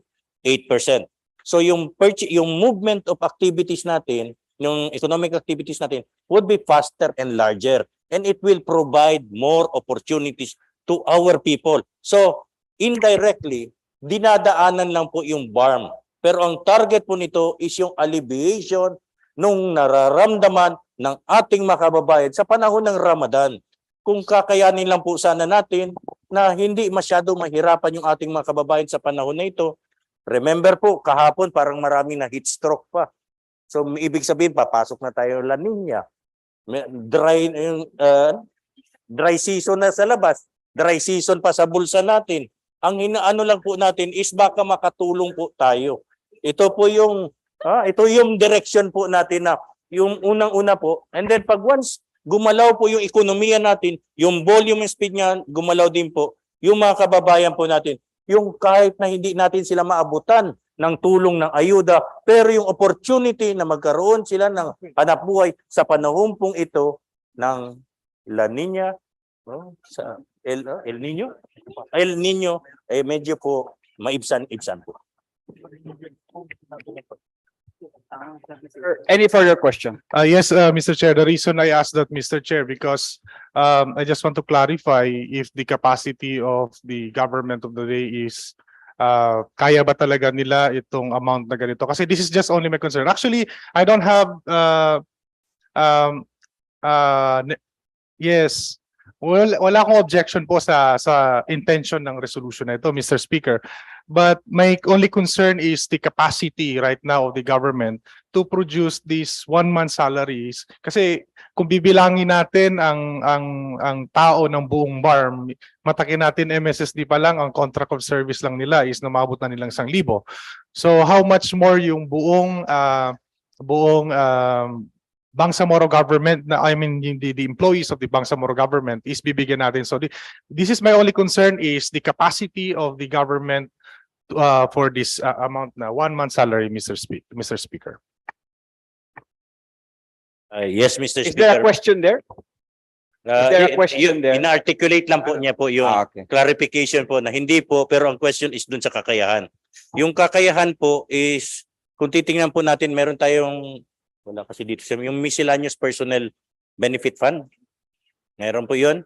And then, yeah, that's one. Pangalawa po, yung objective po nito is to provide, alleviate, dalawang beses po eh. Pagdating ng Ramadan, tataas ang presyo. Pero wala pa nga dumating yung Ramadan, naka 7.8% na tayo. One of the highest in 14 years. Ayon pa sa aking professor, dating chancellor ng MSU Tawi-Tawi po. So, andun na po tayo sa kalagayan na yun. Kaya nga precisely, it may be substantial yung 1 month. It is precisely because of the gravity of the situation that we have to provide substantial assistance to our people.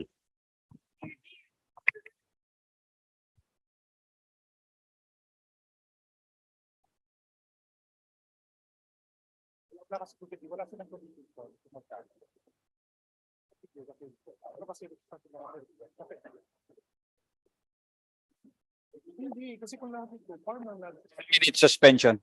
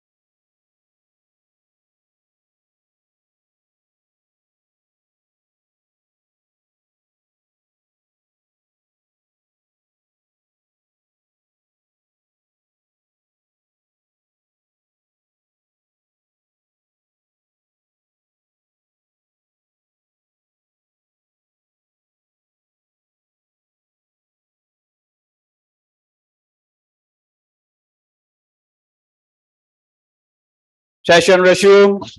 What is now the pleasure of the proponents and the interpellators? Mr. Speaker, before we suspended, MP Esmael has been interpolating MP Ambuluto, Mr. Speaker. Let's all settle down and listen to the interpellators, the interpellator and the proponent. Proceed. Yeah, yes, thank you very much, Mr. Speaker. Again, we want to pursue on the may concern earlier, Mr. Speaker, that maybe this amount is a burden to the government of the day, but it's ideal to ask first especially the Ministry of Finance, Budget and Management on this matter, Mr. Speaker. Mr. Speaker, we have appropriated amounts. For instance, we have miscellaneous personnel benefit fund, but I understand that, of course, some other concerns are also, there are also the contingent fund in the Office of the Chief Minister. Nonetheless, I leave it to the discretion of this august body, and always with two burdens in mind. With that, highest in 14 years inflation, and second, the usual surge in prices during Ramadan. So we put it there, and then we look at our own employees, and then we look at the people who are in the entrepreneurial enterprise community that are dependent also in the movement of cash or money through government personnel. So yun po yung nakalatag po sa atin. So that is why we proposed yung 1 month salary kasi it is really substantial. And it is substantial enough not only because it is Ramadan, where prices are already increasing, but because prices are really rising even prior to the arrival of the holy month of Ramadan. So very basic lang po, Mr. Speaker. But I am open to ideas on how do we move forward, because I understand during the smaller caucus earlier that the Parliament is really, I think, on one spirit on the matter of proceeding with alleviating the plight of our people, Mr. Speaker. Yes, thank you very much, Mr. Speaker. With that, Mr. Speaker, I would like to propose an amendment in due time, Mr. Speaker.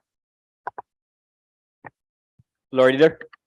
MP Parcasio wishes to interpolate. Interpolate pa, no? 1 minute suspension, Mr. Speaker. 1 minute suspension.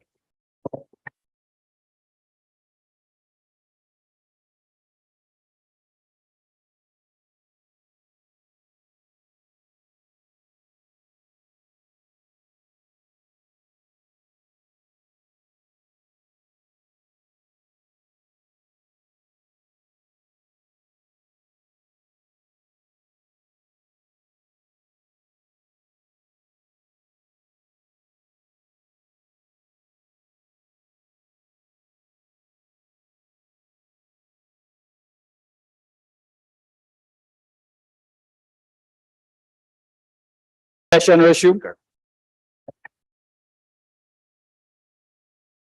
Mr. Speaker, I still remember the doctrine. I don't know if it would be appropriate and applicable. Considering all the conditions, the miseries, the deterioration of economy, not only in the country, but in the entire world. However, there must be some exceptions. In short, I support, Mr. Speaker, the proposal. And I will be introducing some amendments later because I would want to exempt certain officials in the farm from the proposal, Mr. Speaker.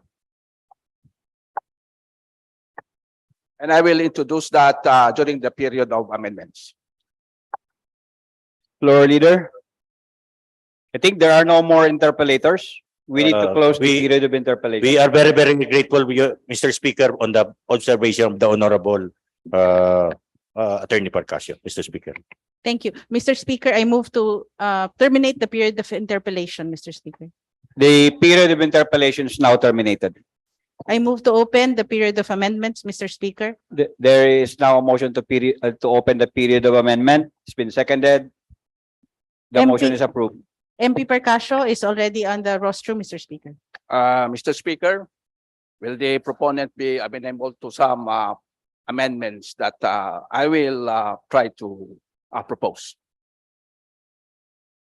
Mr. Speaker, the resolution requesting the office of the Honorable Chief Minister to grant a 1-month salary in pay inflation relief assistance to all officials and employees of the Bangsamoro Autonomous Government of whatever status, including persons engaged under contracts of service and job order, to be sourced from any available funds for the said ministries and agencies and offices is laudable. However, I would like to introduce this amendment that this privilege shall not be applicable to some officials, such as members of the Bangsamoro Transition Authority, who are called MPs or members of parliament, members of the cabinet, and heads of offices and agencies, as well as deputy ministers. They will be exempted from this measure or this resolution, Mr. Not Speaker. exempted, but excluded. Excluded. Mr. Speaker, if I may assist the Secretariat, perhaps that exclusion be reflected already in the title before to be sourced from who is writing the amendment. Can we please return the document? Yung andoon sa yan. Excluding as enumerated by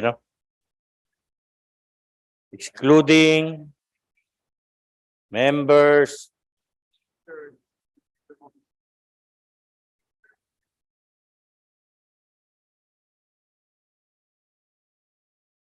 Ministers, deputy ministers, heads of agencies and offices.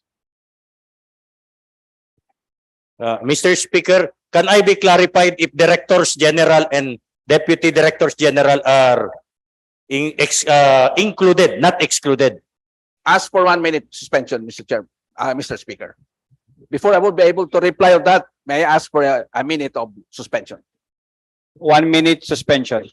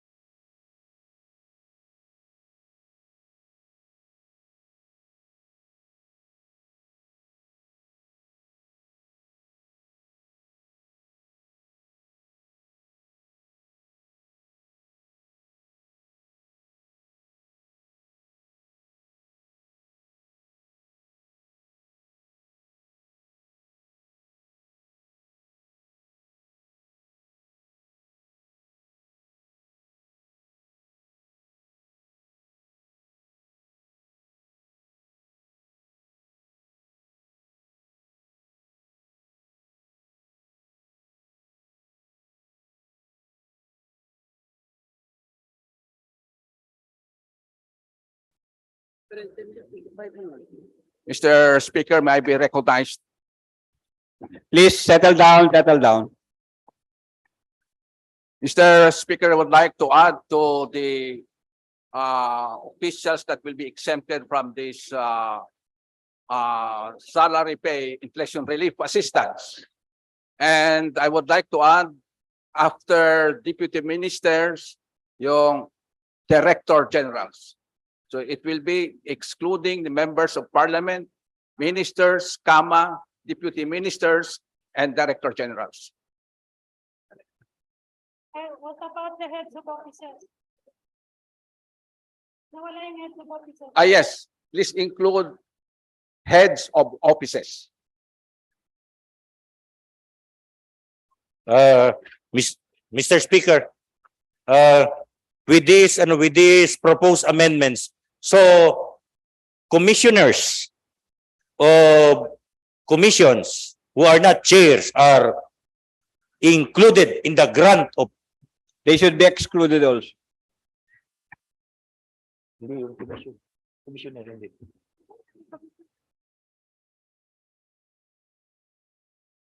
What I would like to clarify is the school principals, the superintendents, the chief of hospitals, will they be excluded? In my proposal, Mr. Speaker, if I may continue to speak, they are not among those who are excluded. In short, in my proposal, they will receive, Mr. Speaker. So, That is on record. Mr. Speaker, so I do not see any problem, and I support specifically stating that this benefit will not benefit the members of this parliament. I will support that, and I don't have any problem, and therefore I accept the amendment up to ministers, deputy ministers, directors generals, and heads of offices, Mr. Speaker.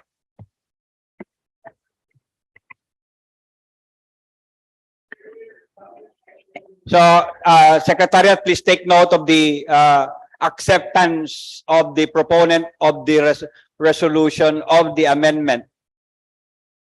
Thank you. Mr. Speaker. MP Ismael also wishes to enter a proposal, Mr. Speaker.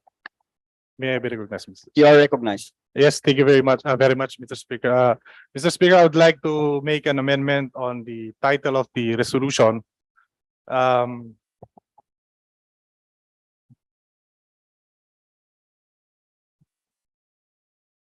it will be read as resolution requesting the Office of the Honorable Chief Minister to grant an inflation relief assistance in the amount not exceeding 15,000 subject to the availability of fund.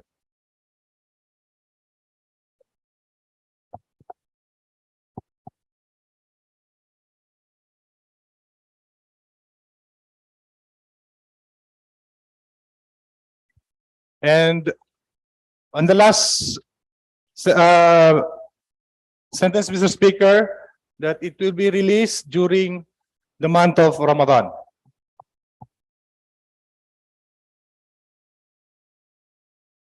Then to be resourced, to be sourced from available funds of the said ministries and agencies and offices. I would like to make an amendment to crush that out, Mr. Speaker.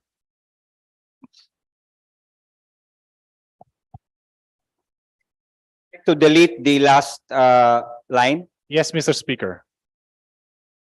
To be sourced from any available.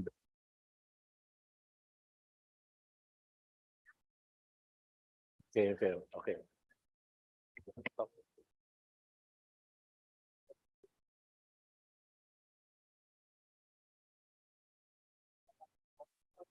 The further amendment, when will it be released? The date, release. To be released during the month of Ramadan. Secretariat, please take note. Sa body na lang. Pwede rin, Mr. Speaker, for emphasis. to be released during that let it be put in record that the Honorable Suharto is insisting that it should be released, not after when the need is already, but during the time. It's in the title. Because that would be a reflection of the consolidation of the two resolutions. Yes, Mr. Speaker, I have another here that it's not yet stated there, the subject for availability of fund. Subject to the availability of fund.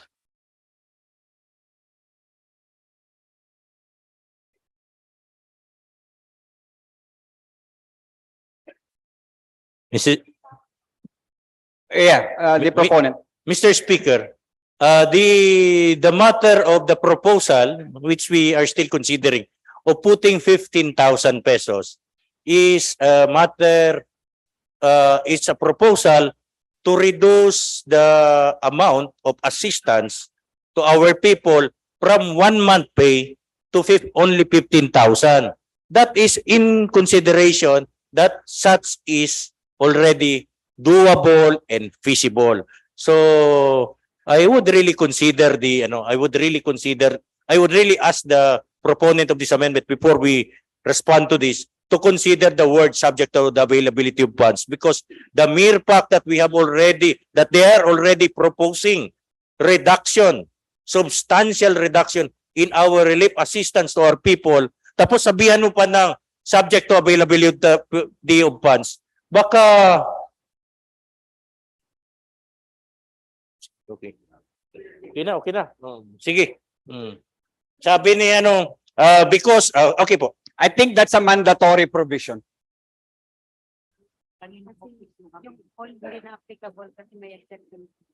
Sige. Una-una dito muna tayo so okay. Mr. Speaker, to expedite our proceedings, we approve the proposed amendment of MP Suharto. Thank you very much, Mr. Speaker. Floor leader. MP Ali and then MP Lim. The two gentlemen from Tawi-Tawi will be recognized. The younger one will be first. Yeah, I know. Dalawa na ho ng Mr. Speaker, thank you very much for the recognition.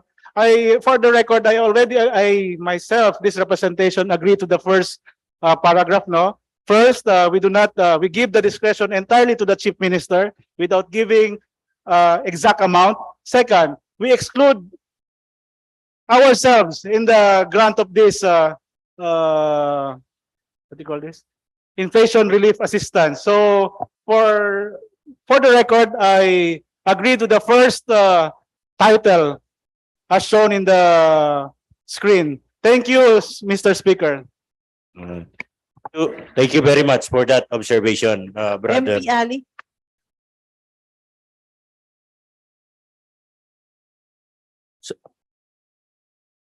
Madam Floor Leader. MP Ali. The elder gentleman from Tawi-Tawi is recognized.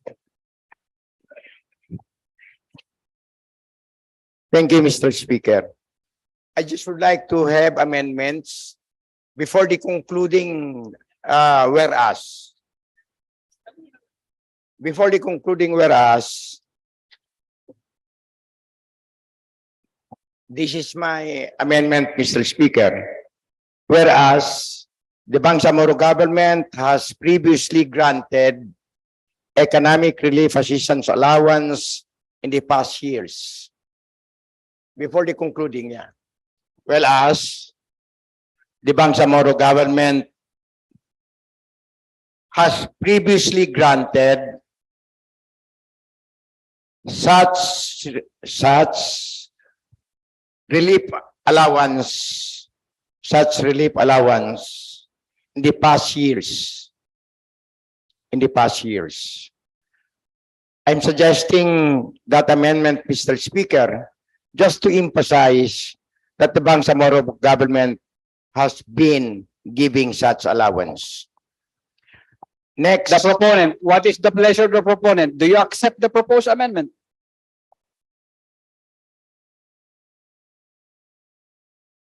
Mr. Speaker, can we ask for a 1 minute suspension? I think that is a mandatory provision because that will strengthen the approval of this proposed resolution. Mr. Speaker, we do not object to the amendment. Thank you, Mr. Speaker. Next amendment, Mr. Speaker. Whereas the release of the said allowance, shall be made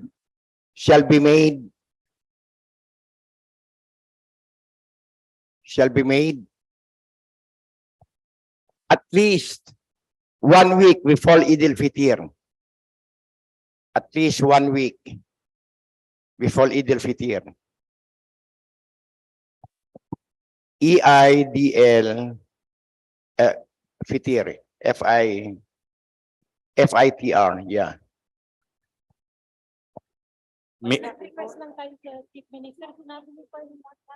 Mr. Speaker, we need this. I would like, I understand the concern of the good gentleman from tawi-tawi, but we would like to impress upon our colleague that it is better that our people receive the assistance ASAP. Because kung 1 week before Eid al-Fitr, papunta na po tayo ng Eid al-Fitr. So, Mr. Speaker, if that is the intention of the proponent, Mr. Speaker, I would like to amend my amendment, whereas the release of the said allowance shall be made within the month of Ramadan. What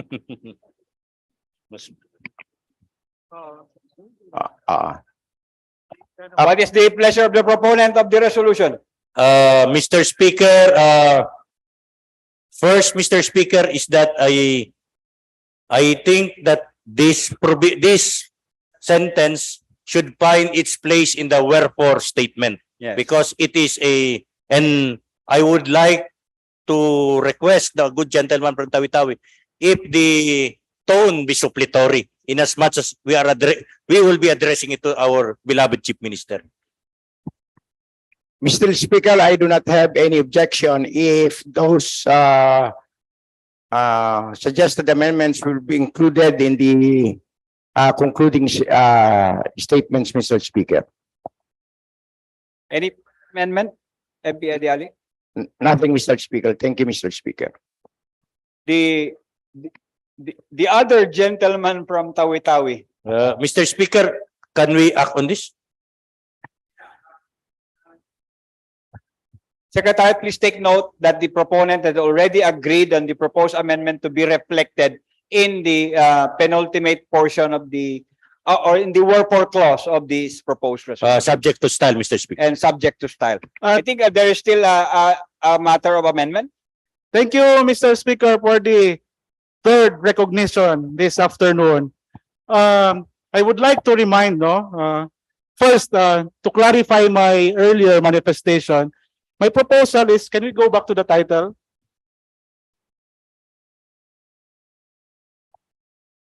Isa pa po. To retain the title, but to exclude the exact amount of reference to 13th month, just to give the Chief Minister, the executive branch of our government, the leeway, the discretion as to how, given all the data they have.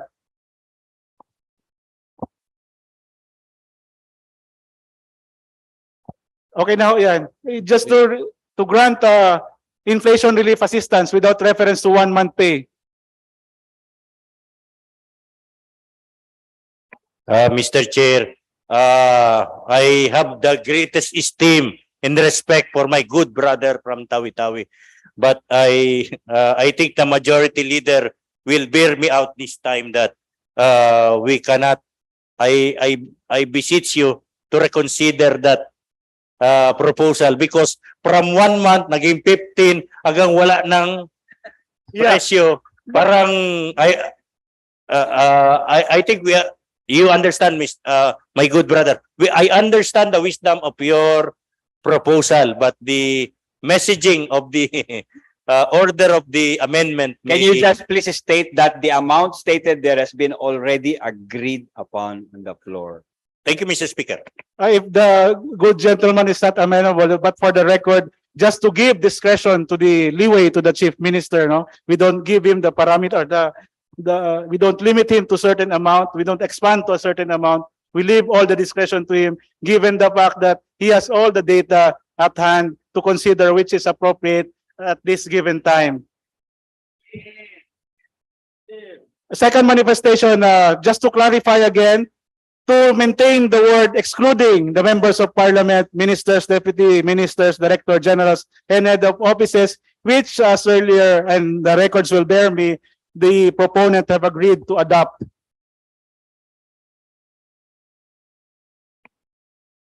Can we clarify that, Mr. Speaker? Use the first paragraph, brother. We maintain the exclusion Opo. of the members of parliament, ministers, deputy ministers, director generals, and heads of offices. Opo. Tapos, yung okay na itong exclusion. Yes, sir. So, yung the white one before that, okay na rin po. Entirely the first title I'm fully amenable to. I fully support. The second title I will not support. Mr. Speaker, let my good brother be simply be clarified that yun ang working draft natin yung sa first po. Yes, Mr. Speaker. Diyan lang po natin, it's the working draft po. Ang approve po na couching would be that second paragraph. If the secretariat work has caused some confusion, we really, we beg your indulgence, Mr. Speaker. Pero ito na po. Ito na po yung, ito na yung na-approve natin. Yan pong second paragraph. Mr. Speaker? I think the matter has already been approved by the proponent. He already agreed. You cannot propose another version because you are not, I'm sorry, with due respect to the gentleman from Tawi-Tawi, you are not even a proponent of this resolution. As of now, I'm sure you would want to become a proponent of this, but the proponent of the resolution has already agreed on the proposed amendment, and to expedite this resolution, I think we should settle on what has already been agreed upon by the proponent. Yeah, well taken, Mr. Speaker, but I understand there was an omnibus motion earlier that all of us are co-author and therefore proponent of this resolution. Not yet. I think there was no proposal yet. In the previous resolution. Ay, baba. Anyway, I stand corrected. With due respect to the gentleman from Tawi-Tawi. And finally, Mr. Speaker, this one is more legalistic, no, and more constitutional. Maybe reference to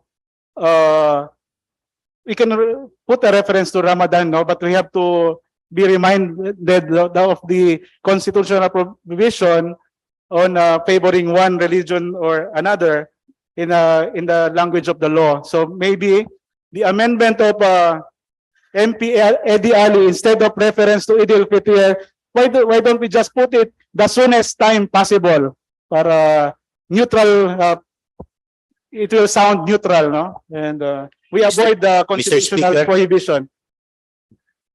Mr. Speaker, if I may remind the august body that this parliament has already adopted as part of its calendar system the Hijra lunar calendar, Mr. Chair. So officially, even in our documents, we still use our Hijra calendar, Mr. Chair. Yes, and I think expressing the month of Ramadan, I mean, this to be released in the month of Ramadan is a reflection already of the consolidation of these two proposed resolutions, proposed resolution number 202 and proposed resolution number 205. And I think it's appropriate that we mention already this the month on which it is supposed to be released. With due respect to the proposal. Thank you, Mr. Speaker. Submit to the wisdom of this august body. And that's all. Assalamualaikum warahmatullahi ta'ala wabarakatuh. Yeah.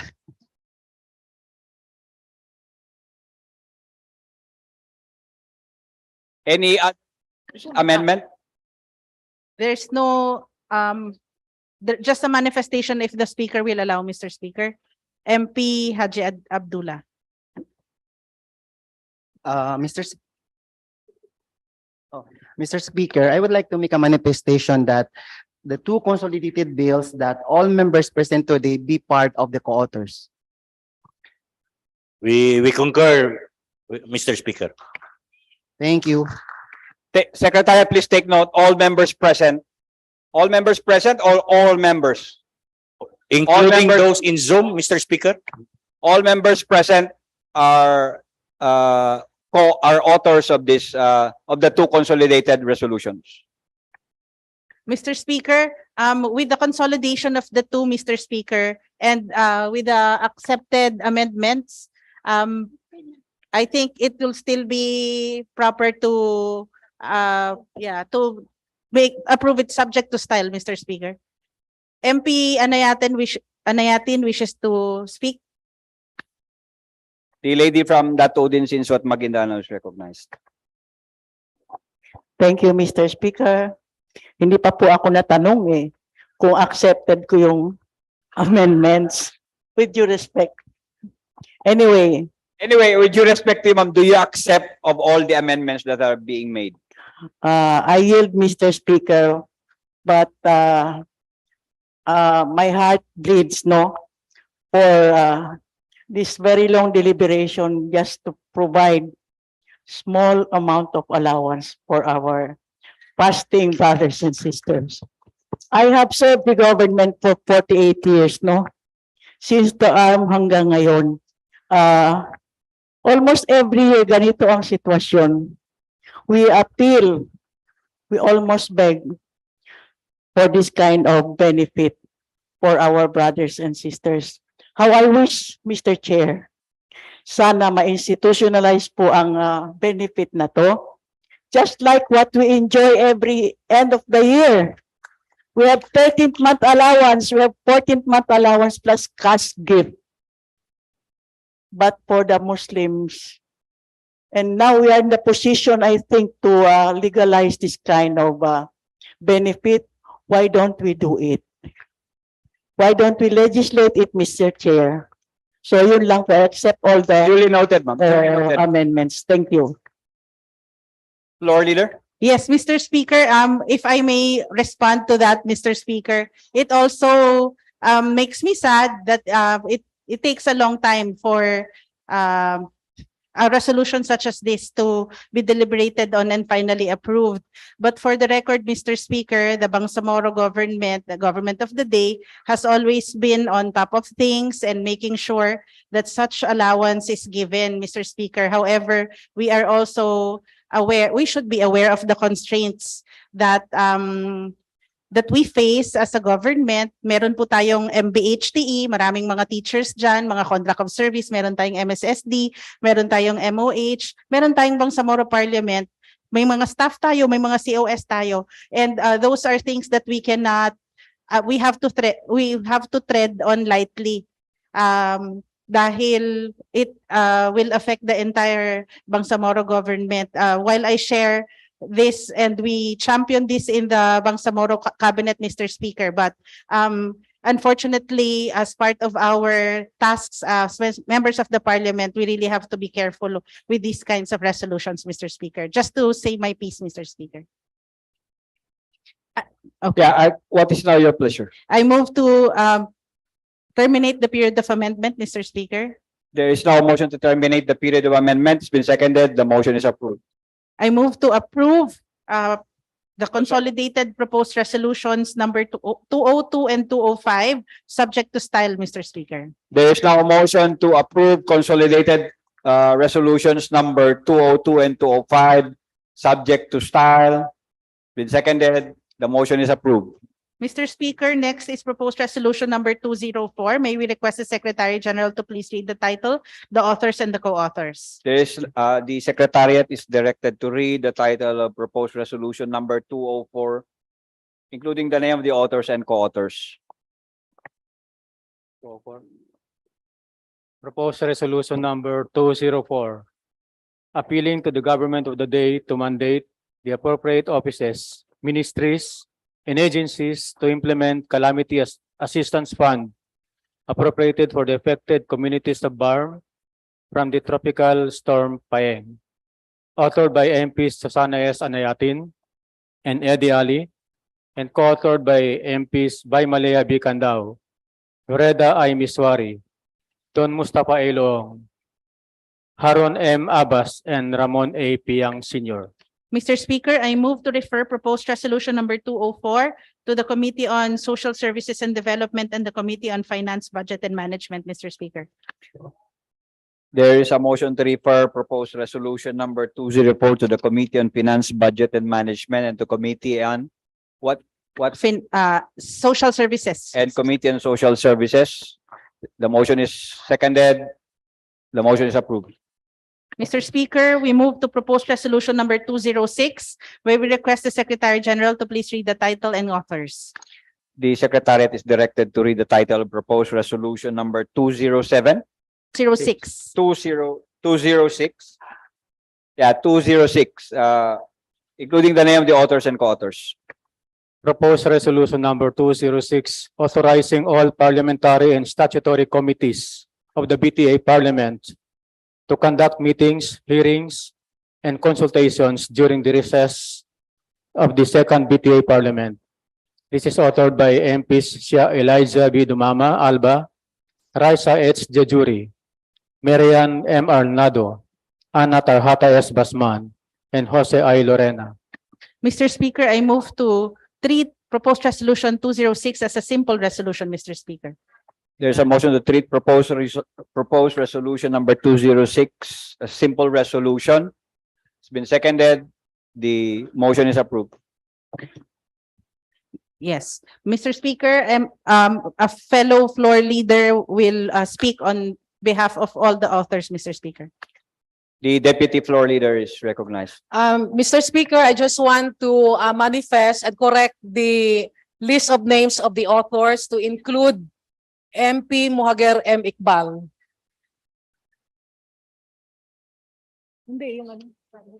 That's the authorization of committees. 206.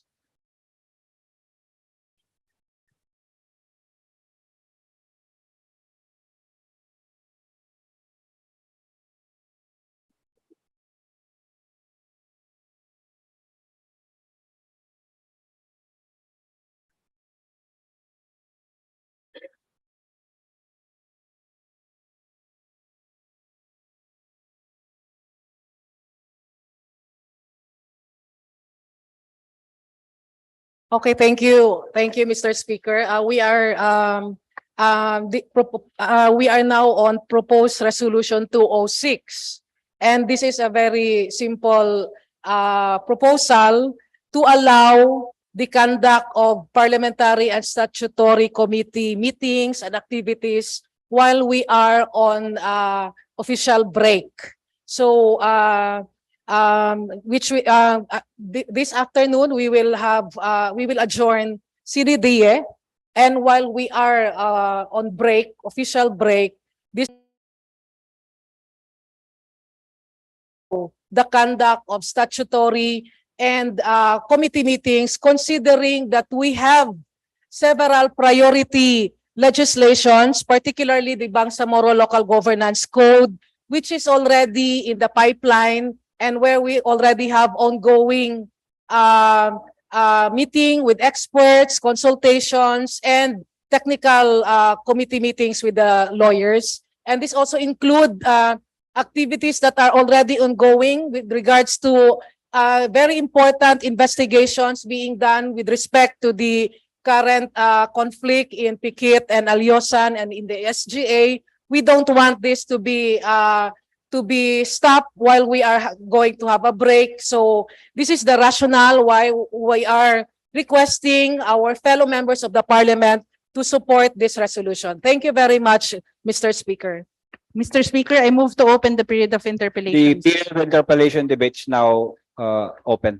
MP Ampatuan, to be followed by MP Parcasio, Mr. Speaker. The lady from Maguindanao is recognized. Thank you, Mr. Speaker, Floor Leader. I just want to have clarification, Mr. Speaker, and a request at the same time that, well, I fully support the resolution, except that I have a request that we can allow Zoom participation in recognition of the observance of the Ramadan.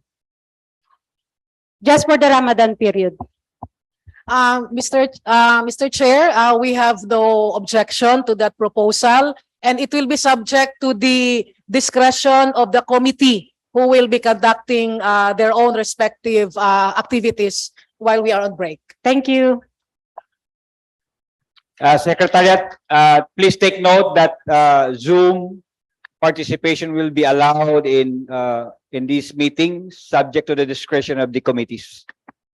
MP Parcasio will follow, Mr. Speaker. The gentleman from Dato Blasin, Swat Maguindanao is recognized. Thank you, Mr. Speaker. At one time, I had a very unfortunate experience when on a Friday, we had a committee meeting in the morning, and that committee meeting lasted up to about 50 minutes before the Jummah prayers. And as a result, when I went to the masjid, masjids were full. So since I was suffering some pains in my ankle, I did not anymore attend the Jummah prayers in the masjid. So my point is, since this is Ramadan, while I fully support having committee meetings during Ramadan, but I would like to request that there should be no committee meetings on Fridays in the month of Ramadan. Thank you. We fully agree with the proposal, Mr. Chair. I think that is very reasonable, especially that we are observing the holy month of Ramadan. So except definitely- Fridays, except Jummah, Yes, Mr. except Speaker. Fridays. Next to interpolate is MP Ali, Mr. Speaker. The gentleman from Tawi-Tawi is recognized. Mr. Speaker, I'm not going to ask question. I just would like to manifest that all members of the parliament who are present be authors of this resolution. Secretariat, take note, all members present are authors of this resolution. Mr. Speaker, I move to terminate the period of interpellation, Mr. Speaker. There is a motion to terminate the period of interpellation debate. This has been seconded. There being no objection, the motion is approved. We move to open the period of amendment, Mr. Speaker, to include the MP Ampatuan and MP Parcasio. I think there is no more need for a period of amendment here. We already told the secretariat that Zoom will be allowed, And subject to except the Friday. discretion of the committee, and except on Fridays. Okay, thank you, Mr. Speaker. On that note, I move to close the period of interpretation of amendment, Mr. Speaker. There is now a motion to close the period of amendment.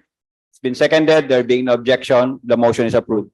I move to approve proposed resolution 206 subject to style, Mr. Speaker. There is a motion to approve proposed resolution number 206 subject to style. It's been seconded. The motion is approved. Thank you, Mr. Speaker. Next is proposed resolution number 207. May we request the secretariat to please read the title and the authors, Mr. Speaker. Directed to read the title proposed resolution number 207, including the name of the authors and co-authors. Proposed resolution number 207 entitled Resolution Requesting the Honorable Chief Minister Ahod Balawag Ibrahim to declare the 27th of March 2023 as a special non-working holiday in the entire Bangsamoro Autonomous Region in Muslim Mindanao in commemoration of the signing of the Comprehensive Agreement on the Bangsamoro. Authors, members of the Parliament, Shailaiha Dumama Albang, Raisa Juri, Marian Arnado, Ana Tarhata Basman, and Jose Lorena. Mr. Speaker, I move to treat proposed resolution number 207 as a simple resolution, Mr. Speaker. There's a motion to treat proposed resolution number 207, a simple resolution. It's been seconded. The motion is approved. Mr. Speaker, MP Arnado will speak on behalf of the authors. The deputy floor leader is recognized. Mr. Speaker, I just want to manifest that in the names of the authors, MP Muhager M. Iqbal is one of the principal authors for this resolution. Secretariat, take note, the name of MP Mohagar Iqbal is included as a co-author. Mr. Speaker, MP Ali would like to be recognized. The gentleman from Tawi-Tawi is recognized. Mr. Speaker, likewise, I would like to manifest that all members of the parliament present today be co-authors of this resolution. Thank you, Mr. Speaker. Secretariat, please take note, the members, it is being moved. Is that a motion? That's a motion, Mr. Speaker. It is being moved that all members of the parliament present are included as authors of this proposed resolution. It has been seconded.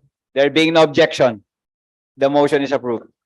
Mr. Speaker, there being no interpellators, Mr. Speaker, we make an omnibus motion to close the period of interpellation and debate and period of amendment, Mr. Speaker. There is an omnibus motion to terminate the period of interpellation and debate and the period of amendment. It's been seconded. The motion is approved. Mr. Speaker, I move to approve proposed resolution number 207, subject to style and with the inclusion of all members of the parliament herein present as authors, Mr. Speaker. There is a motion to approve proposed resolution 207, subject to style. Been seconded. The motion is approved. Mr. Speaker, we are aware that today is moon sighting, so we will proceed, Mr. Speaker, on bills on second reading. We have 8 bills for second reading today, Mr. Speaker. May we ask the Secretary General to please read the titles and authors, all authored by the government, Mr. Speaker. The Secretariat is directed as requested by the floor leader.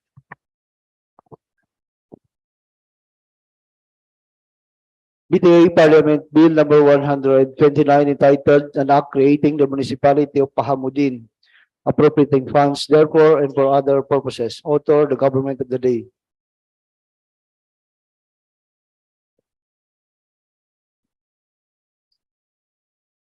BTA Parliament Bill number 130 entitled An Act Creating the Municipality of Kadayangan, appropriating funds therefore and for other purposes.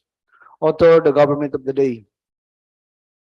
BTA Parliament Bill number 131 entitled An Act Creating the Municipality of Kabalukan, appropriating funds therefore and for other purposes.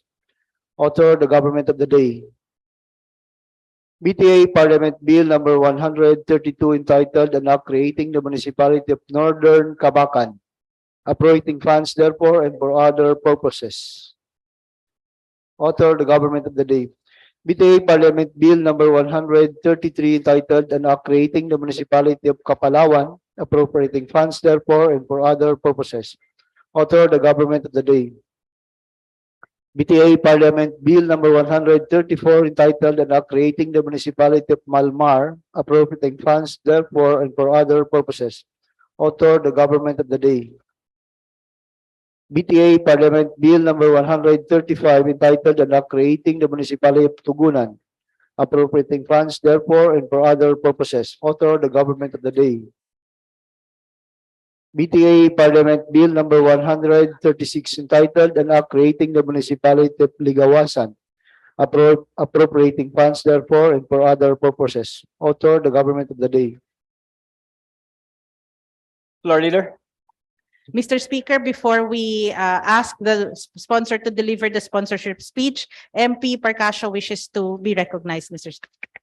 The gentleman from Datu Bla, Sinsuat Maguindanao is recognized. Thank you, Mr. Speaker. As always, I've come across this author, the government of the day. These are the bills that are proposed are essential, they are necessary, and they have to be supported. Now, since the author is the government of the day, how can we become co-authors? Floor Leader? Yes, Mr. Speaker, we invite anyone, any member of the Parliament who would like to be a co-author to just fill up the authorship form, Mr. Speaker. Thank you, Mr. Speaker.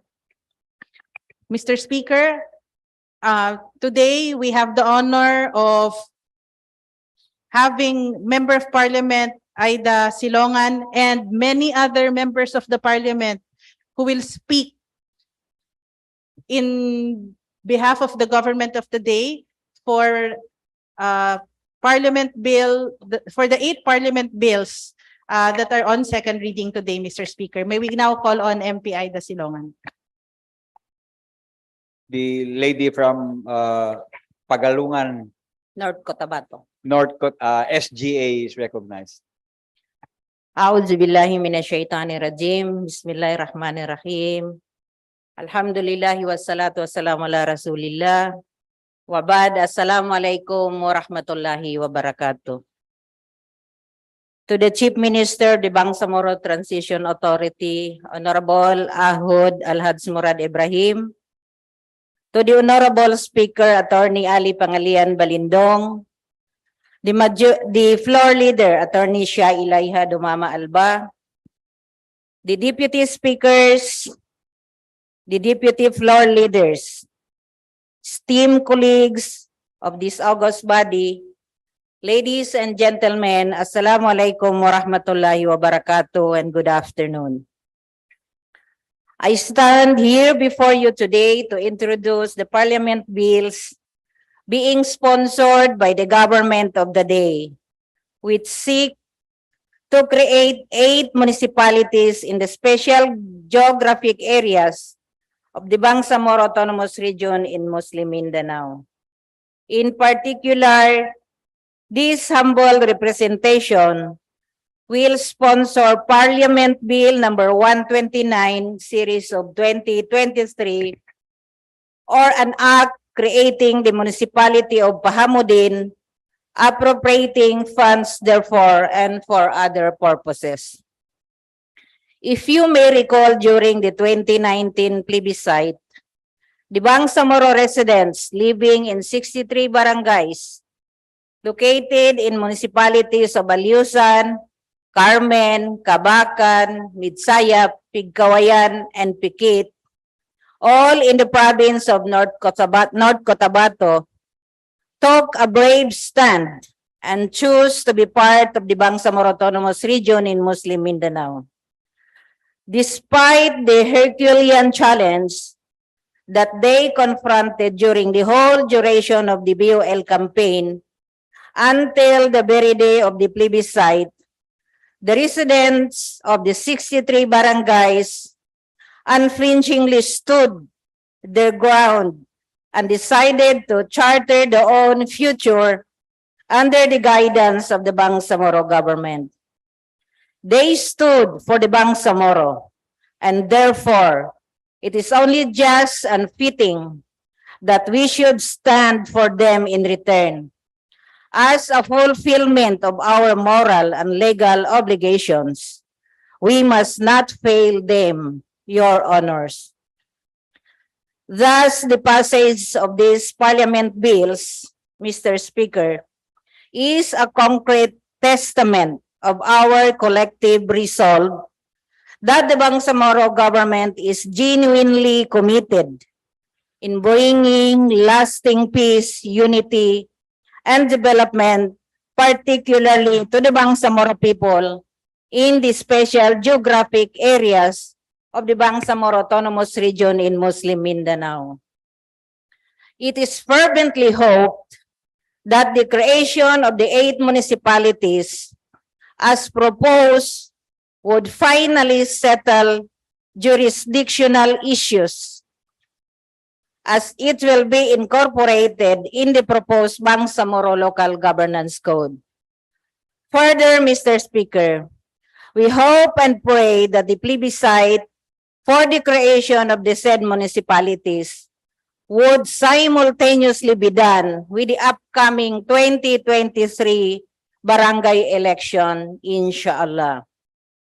Umaasa po tayo na ang paglikha ng mga munisipyong ito ay magbibigay daan para magkaroon ng katiwasayan sa pamamahala ng 63 na mga barangays na taos-pusong nagpasailalim sa pamahalaang Bangsamoro matapos ang matagumpay na plebisito at upang magkaroon na rin ng kapayapaan at kapanatagan dahil may mga kawani at opisyalis na tututok at tutulong sa pamamahala sa mga lugar na ito.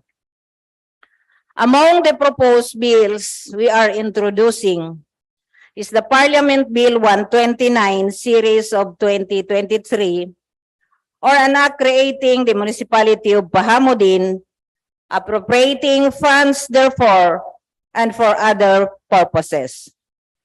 The bill is intended to create a distinct and independent municipality that will compose of barangays Balakayon, Borikain, Dato Binasing, Dato Mantil, Kadingilan, Lower Pangangkalan, Libungan Tureta, Matilak, Patot, Upper Pangangkalan, Lower Bagir, and Simsiman.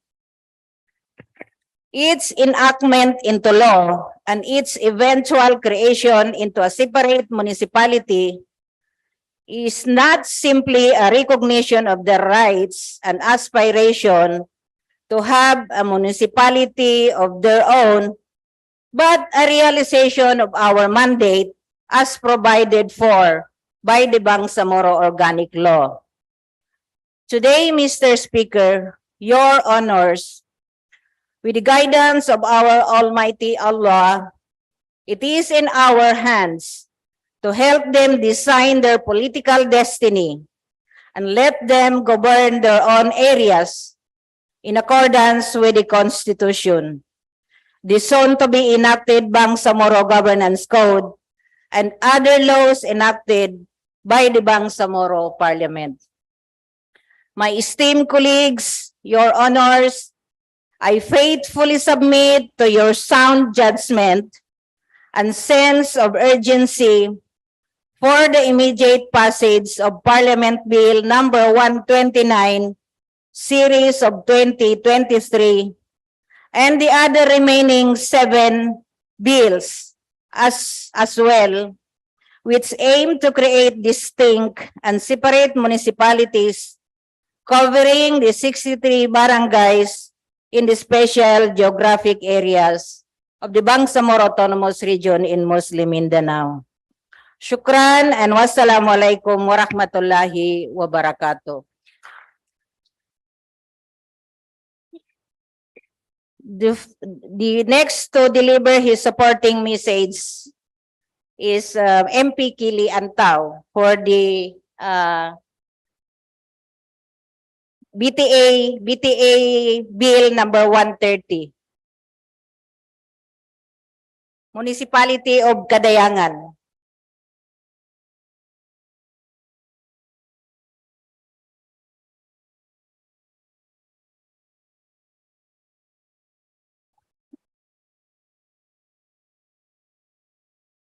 Thank you, Mr. Speaker.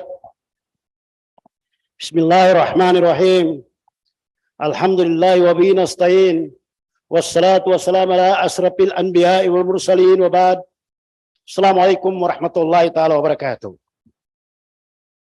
To our Chief Minister Al-Haj Murad Ibrahim, to our speakers, Deputy Speaker, floor leaders, gentlemen of this Bangsamoro Parliament, Assalamualaikum warahmatullahi ta'ala wabarakatuh. First of all, my heartfelt thanks and gratitude, above all, to Allah subhanahu wa ta'ala, who provided me a space in this prestigious regional parliament through the national leadership. With the sincere, determined, and cordial interference of the Honorable Cotabato Province Governor Eminulala Zetalino Mendoza. Sa ating kagalang-galang na Chief Minister, Al-Haj Murad Ibrahim, sampunang kanyang gabinete sa Bangsamoro Autonomous Government na kumilala sa naunang panukalang batas na pagtatag na 8 munisipyo at itinuring ito na isang urgent bill. At sa kalaunan nga matapos ang masusing pag-aral ay pinasa ito at sinumiti ito ng Bangsamoro Parliament bilang isang Government of the Day bill. Ang Parliament Bill number 130, an act creating the Municipality of Kadayangan. To all of the members, number 130, an act creating the Municipality of Kadayangan. To all the honorable members of this august body, whose support to this bill is extremely desired. And to ordinary Bangsamoro, especially those from Cotabato province, who never detach themselves in supporting our political struggle from the start to the temporary end, that is the birth of the special geographic area composed of 63 barangay of Cotabato province. Mr. Speaker, the municipality of Kadayangan is the proposed name for Midsayap cluster. The place is worth remembering, at it has been a lair of the veteran Mujahideen, like the late Ustad Ismail Jamil, Allah yarhamu, the first NKRC chair, and the so-called Big Five, composed of Sheikh Abu Bakar Gayak, Sheikh Hasim Nuk, Sheikh Muhammad Taha, Sheikh Abdullah Abdul Rashid, and Sheikh Yusuf Alungan. May Allah have mercy on them. In the 70s to 80s, the area became a clandestine water passageway of the Mujahideen from the upper valley of North Cotabato and Maguindanao to the forest of Lanao del Sur.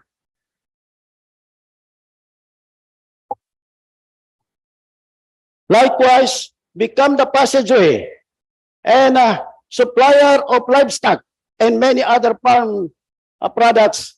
Lots of memorable events in past has been on record of the locality. Henceforth, it worth naming being the brand new territory.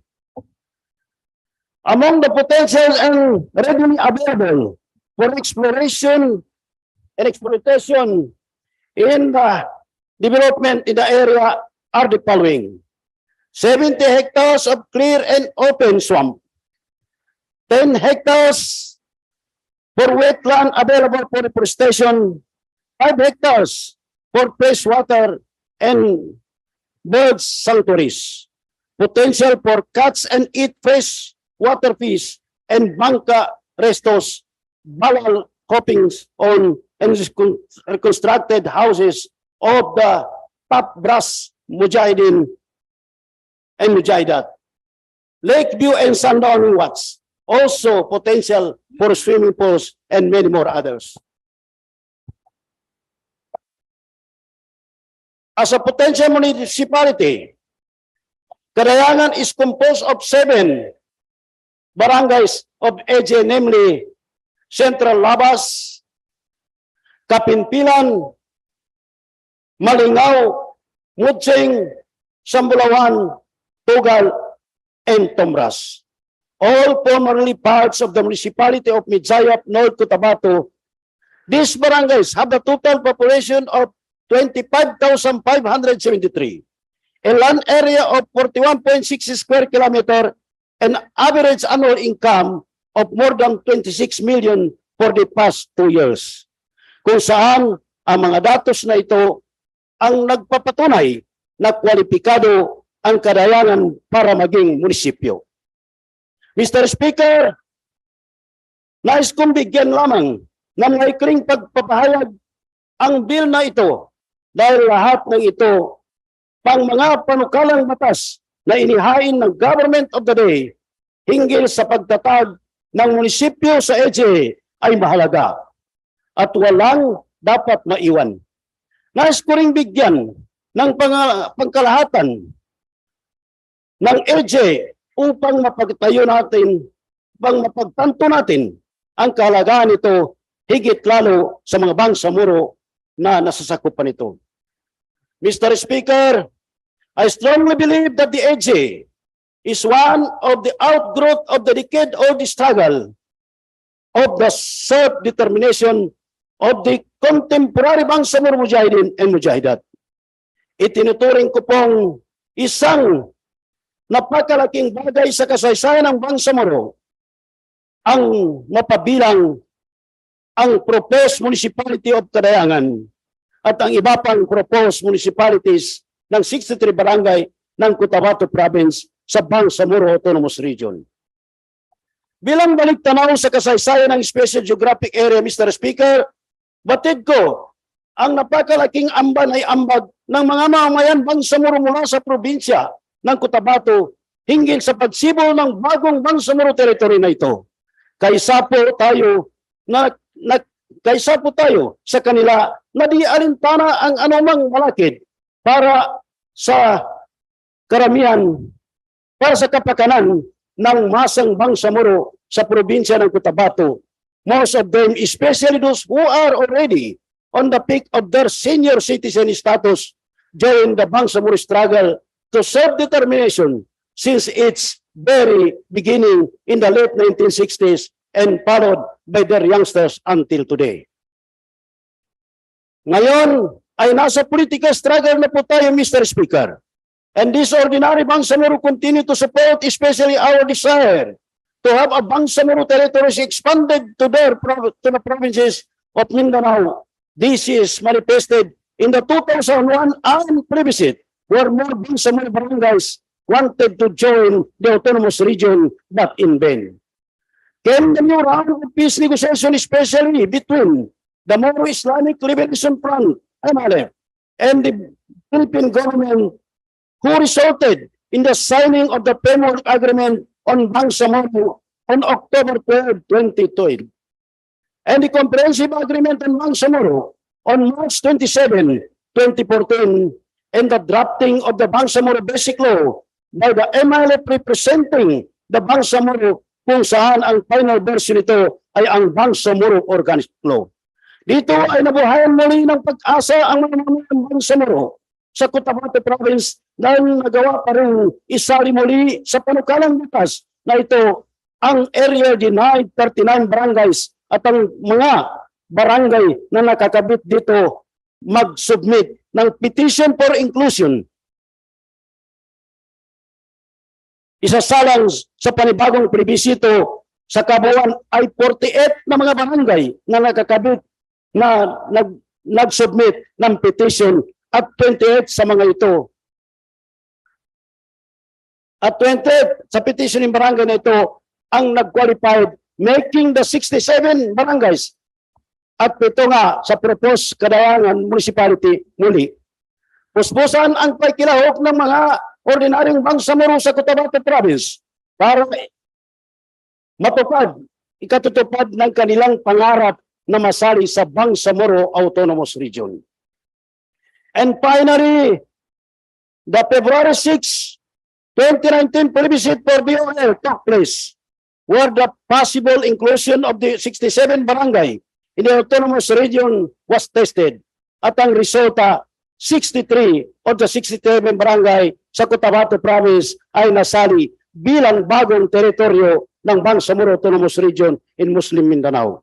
Sa pamagitan ng plebisito na ito ay sumibol ang Republic Act number 10/54 known as the Bangsamoro Organic Law Act of 2019. This the birth of the Special Geographic Area composed of 63 barangays of Cotabato Province and the declaration of this barangay by the Commonwealth as component territory of BAM on February 14, 2019. The 63 barangay or EJ were formally turned over to the BAM by Governor Lala Talino Mendoza on November 20, 2019.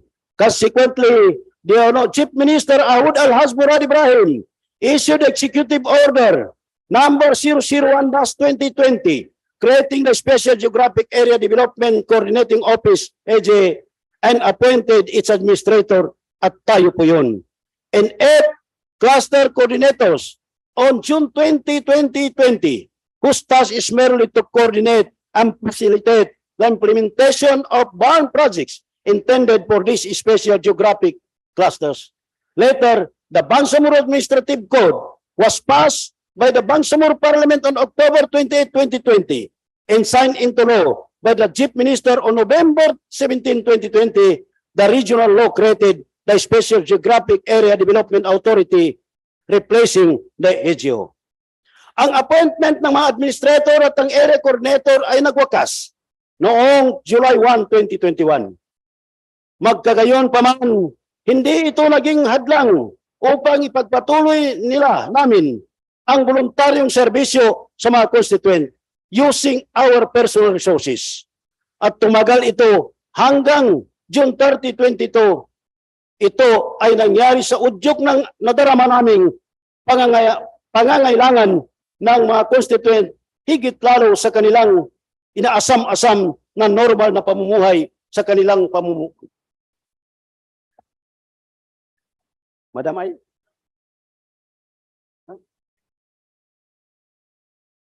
Mr. Speaker, alam po ninyo medyo mahaba-haba. Pero dahil sa hapon na, dahil alam po ninyo, punong-puno ako ng emosyon. Dahil kung titingnan natin ito ay laban ng mga kapatid niyong mga Bangsamoro sa North Cotabato. Subalit, Mr. Speaker, dahil hapon na, ako po ay magpapasalamat sa inyo.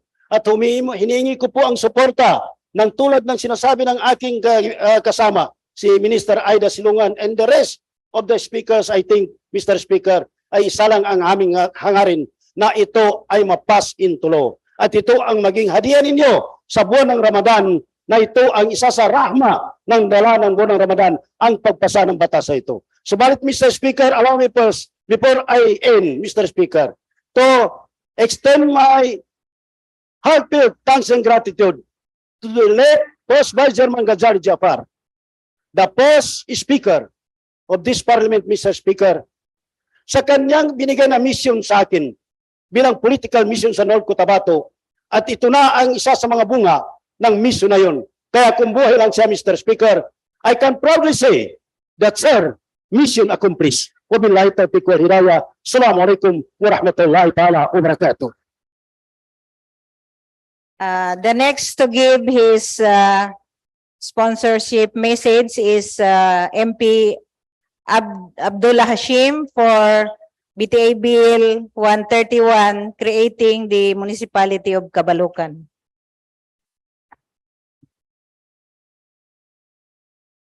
The gentleman from Pagalungan, Maguindanao is recognized.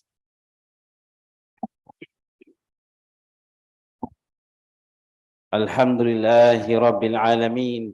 Wassalatu wassalamu ala ashrafil anbiya'i wal mursalin.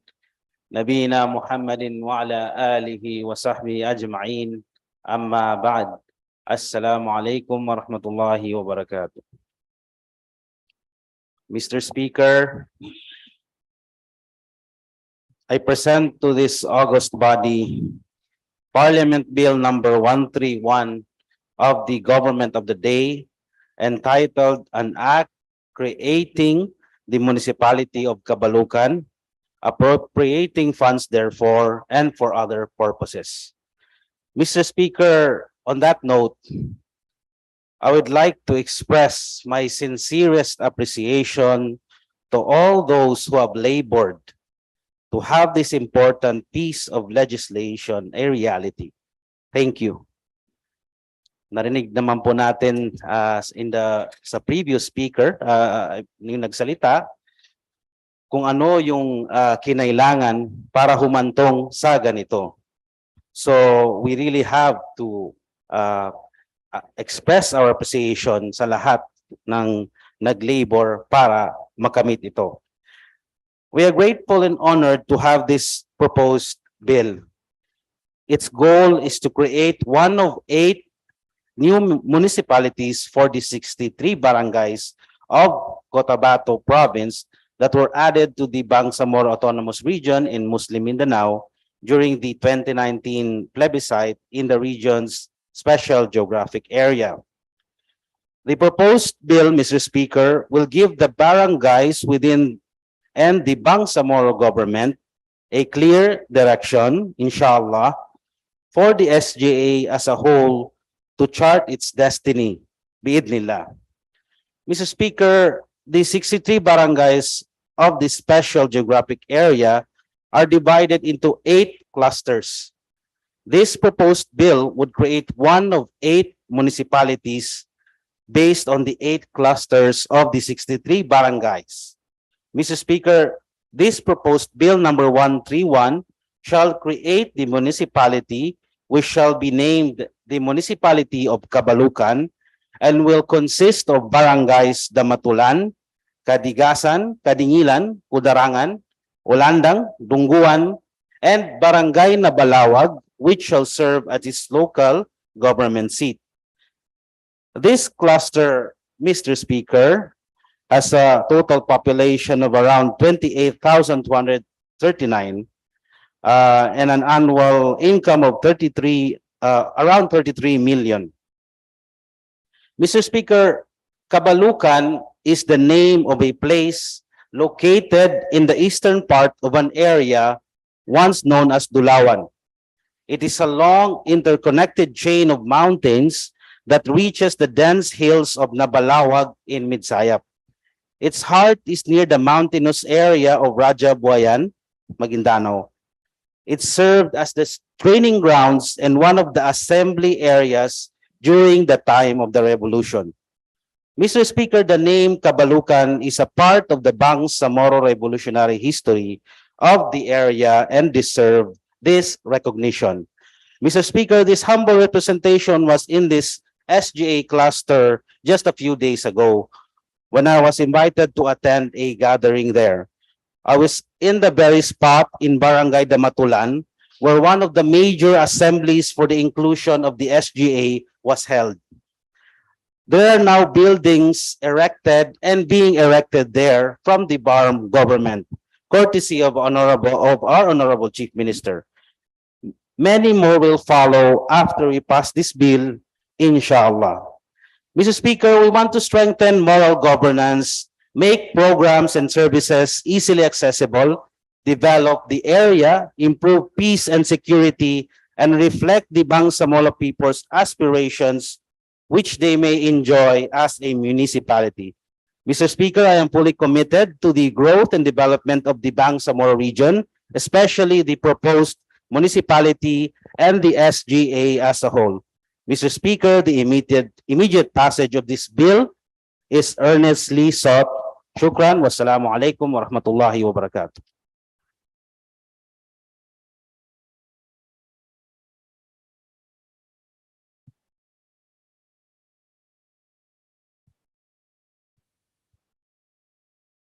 Muli sa ating kagalang-galang na Chief Minister Ahod Balawag Ibrahim at sa ating Speaker Ali Pangalian Balindong, Deputy Speakers, Floor Leader and Deputy Floor Leaders, sa aking mga kasama sa pagbibigay serbisyo sa Bangsamoro, mga member ng parlamentong ito, Assalamualaikum at magandang hapon sa ating lahat.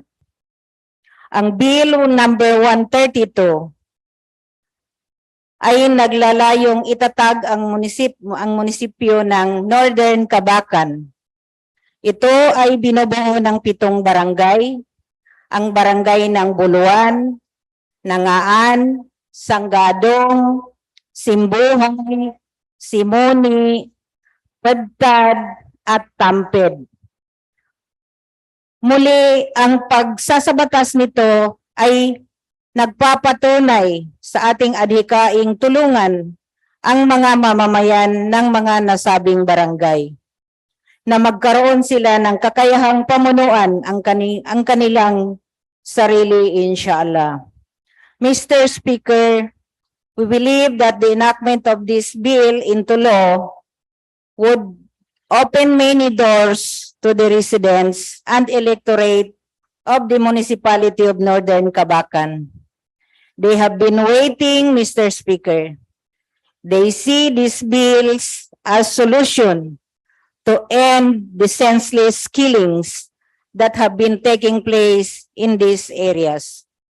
Mr. Speaker, I reiterate my submission to the sound and just judgment of my colleagues in passing this bill. I believe that we, members of the Parliament, share the same vision for the 63 barangays in the special geographic area of BARM. My colleagues, I appeal to all of you to pass this bill the soonest time possible, inshallah. MP Jojo Sinulinding will deliver his sponsorship speech for the municipality of Kapalawan.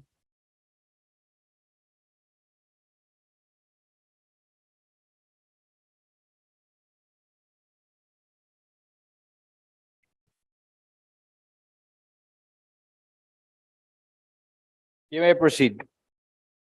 Auzu billahi minasyaitonir rajim. Bismillahirrahmanirrahim. Alhamdulillahi wassalatu wassalamu ala Rasulillahi wa alaihi washabi ajmain, amma ba'd. Our Chief Minister Ahud Balawag Al-Hajj Murad Ibrahim, Speaker Attorney Pangalian Balindong, Deputy Speakers, Floor Leader, Deputy Floor Leaders, fellow honorable members of the Parliament, Assalamu alaikum wa rahmatullahi ta'ala wa barakatuhu. A pleasant afternoon to everyone. Today, I have the distinct honor and privilege as one of the sponsors of the Parliament Bill number 133, which seeks to create the municipality of Kapalawan. Since the passage of the Republic Act 11054 in 2019, which established the Bangsamoro Autonomous Region in Muslim Mindanao, the special geographic area constituents aspire for more support from their new guardian, the Bangsamoro government, as they were separated from their mother, Cotabato province, through improved and more effective governance, ensuring the delivery of basic and essential government services. On November 20, 2019, SGA was officially turned over to the Bangsamoro government. Since then, the SGA, managed by an administrator, acted in his capacity to deliver services and respond to the needs of the people. However, an unexpected delay happened that is beyond our control, and the needs of the people may not be optimally addressed.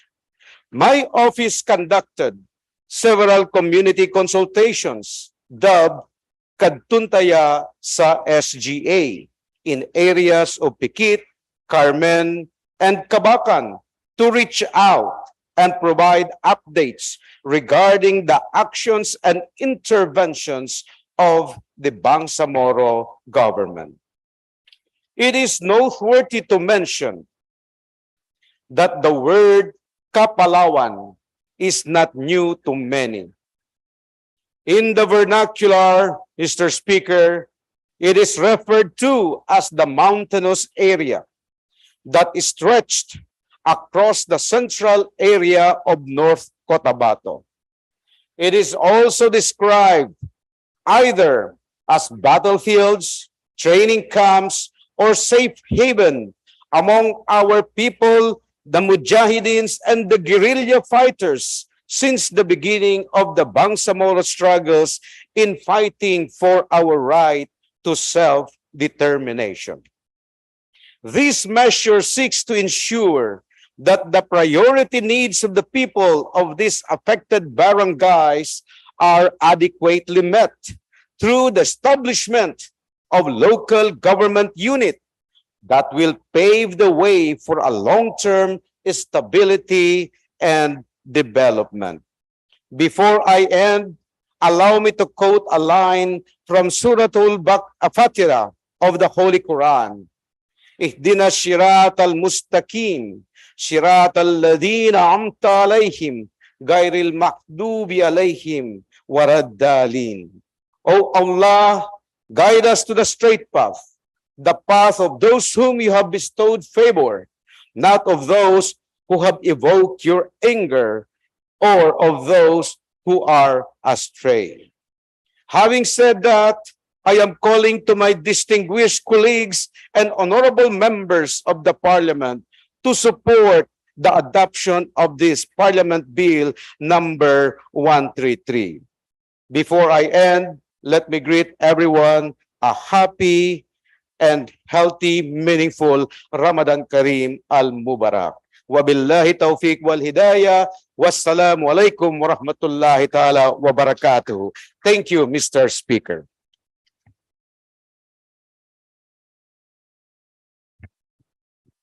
MP Jambo Matalam will deliver his speech for the creation of municipality of Malmar.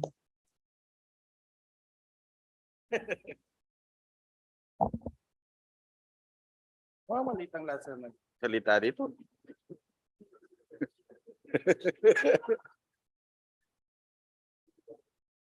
Yeah. Bismillahirrahmanirrahim. To the Chief Minister, Ahud Balawag Ibrahim, to our Speaker, to our Majority Floor Leader, my esteemed colleagues in this august body, ladies and gentlemen.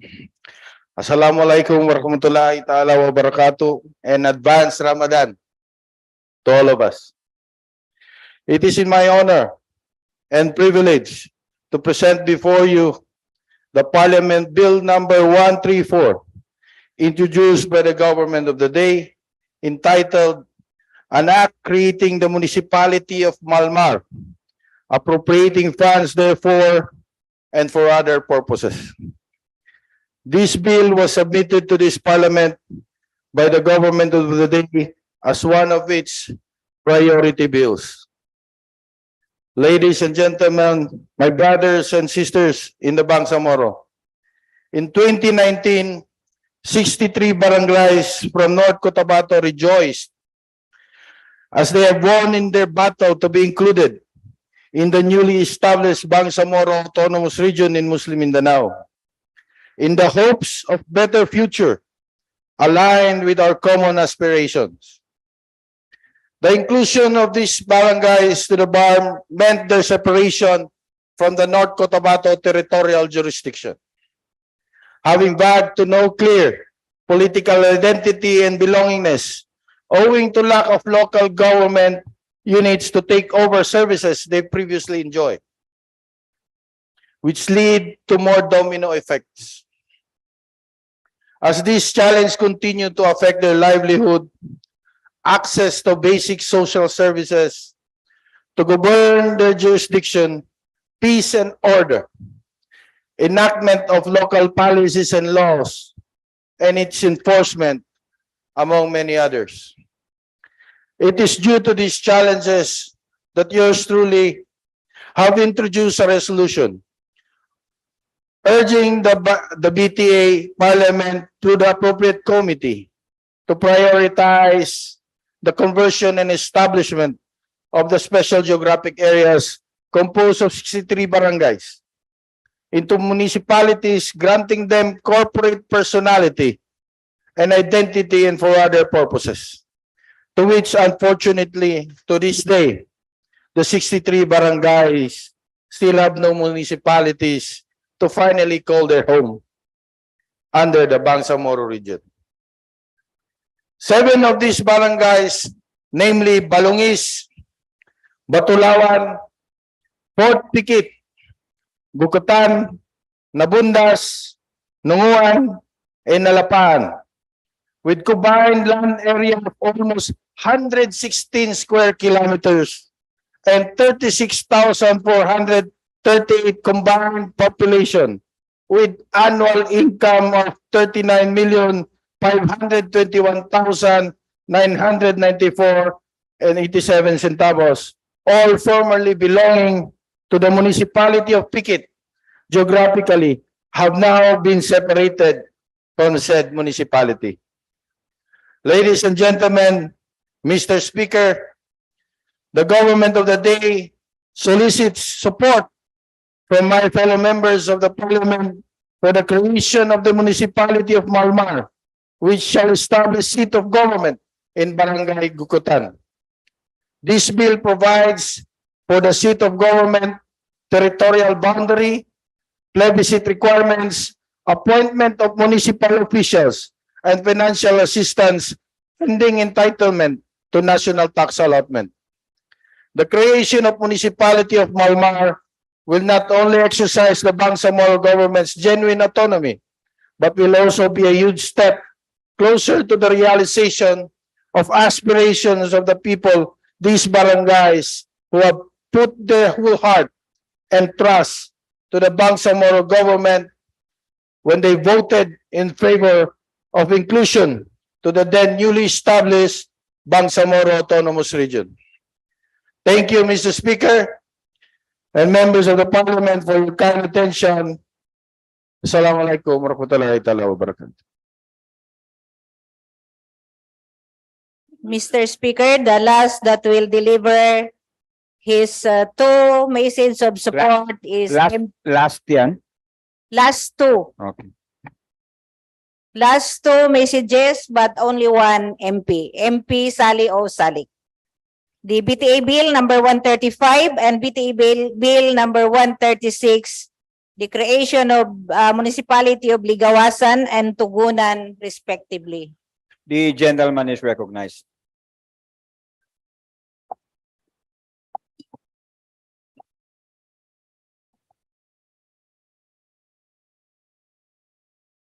Auzubillahi minasyaitonirrajim.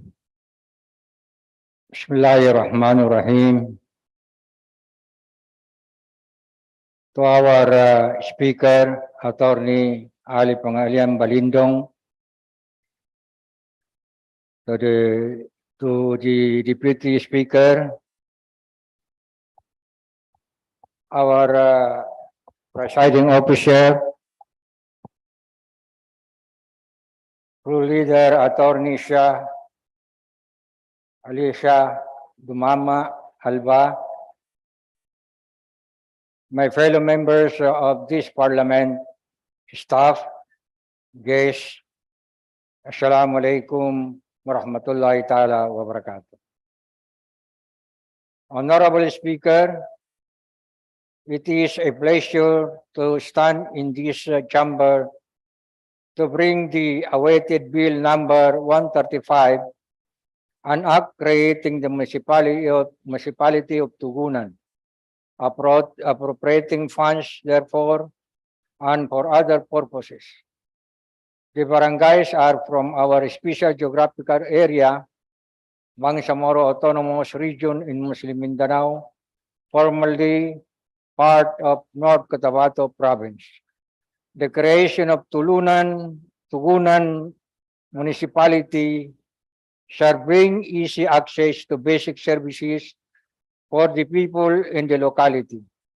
Such creation would mean immediate response to the needs and welfare of our people. Municipality of Tugunan shall be composed of the following barangays: Bualan, Lagundi, Panikupan, Manawlanan, Balong, Pamalian, Makabual, and Tapudok. The words Tugunan in Maguindanao vernacular means river shore.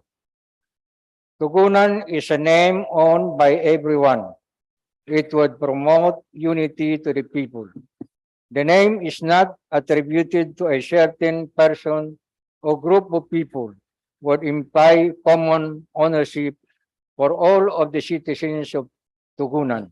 Certainly, humility promotes love and peace. Barangay Manawlanan shall be the seat of the government. We thank Allah for the inclusion of the 63 barangays in Bivar. Let us be reminded of good governance made by the leadership of North Cotabato for many decades, the development of our land and the love showered on our people. We owe it to them.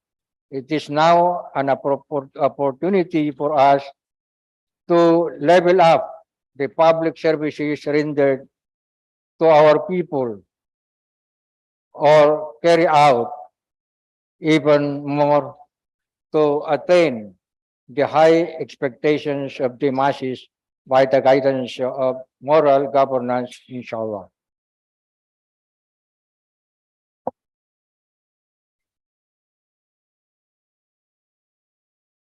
Bismillahirrahmanirrahim. To our Speaker, Attorney Pangaliam Balindong,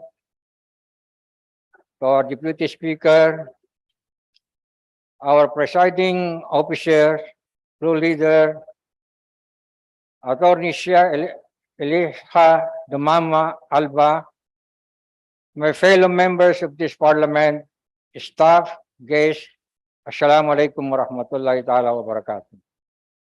Honorable Speaker, it is a pleasure to stand in this chamber to bring the awaited Bill number 136, an act creating Municipality of Ligawasan, appropriating funds therefore and for other purposes. The barangay are from our special geographic area, Bangsamoro Autonomous Region in Muslim Mindanao, formerly part of North Cotabato Province. Mr. Speaker, allow me to share information pertaining to the Ligawasan from the perspective of natives in the area who spent 74 years of his life. Ligawasan is a Maguindanao vernacular for the word marsh or vast area of fresh waters.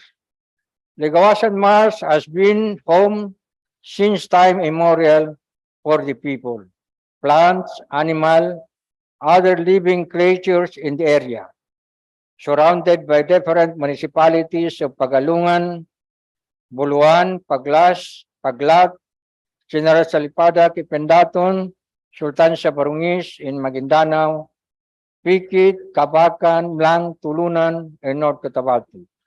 It is a catch basin. Waters from the mountains of Bukidnon, Daguma Range in Sultan Kudarat Province, Bukidnon Province, all the way from Davao del Sur, flows down, leading to this lowest level of topography in the land. Man-made Pulanguan River was channeled through its via Pagalungan town in the year 1987. Eroded soils from the nearby mountains have turned the marsh shallow. Most areas now become agricultural land.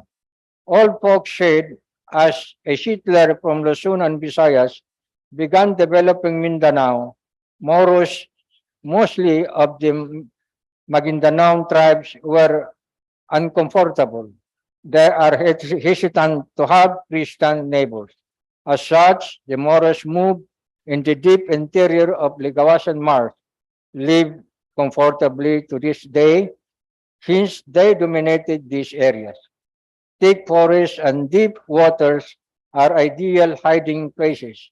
Moro Fighter took advantage of it way back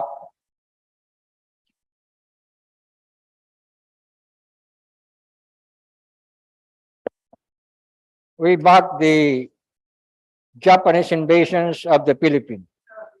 In their fight against American until the martial law in 1970. During wars, Ligawasan serves as a home for survival, evading airplanes, bombs, and cannons during daytime or daylight. In the evening, are the crocodiles disturbed of their natural habitat, tracking noises of the crying infants in the thick marshland that is really reached by men. Crocodiles see humans as prey. Ligawasan has so many to offer. Among the favorites are the susu and lambuay. These are the freshwater shell edible for human consumption. This is usually matched with the kangkong mixed with the coconut milk extracts.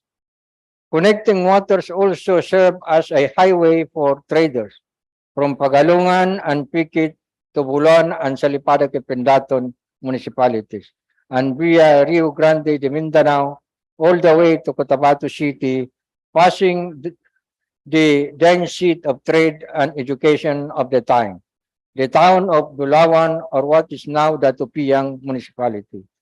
The well-known Bulyok complex is one of the core areas of Ligawasan. This is where Salamat Hashim, the late MILF chairman, moved his base after the attack of Camp Abubakar in the year 2000.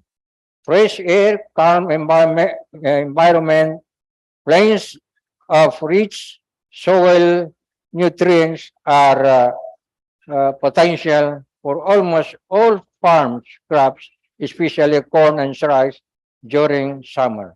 Livestock raising is also ideal.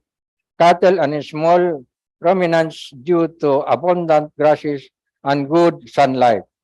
In rainy season, vast waters provide good sources of fresh waters fishes.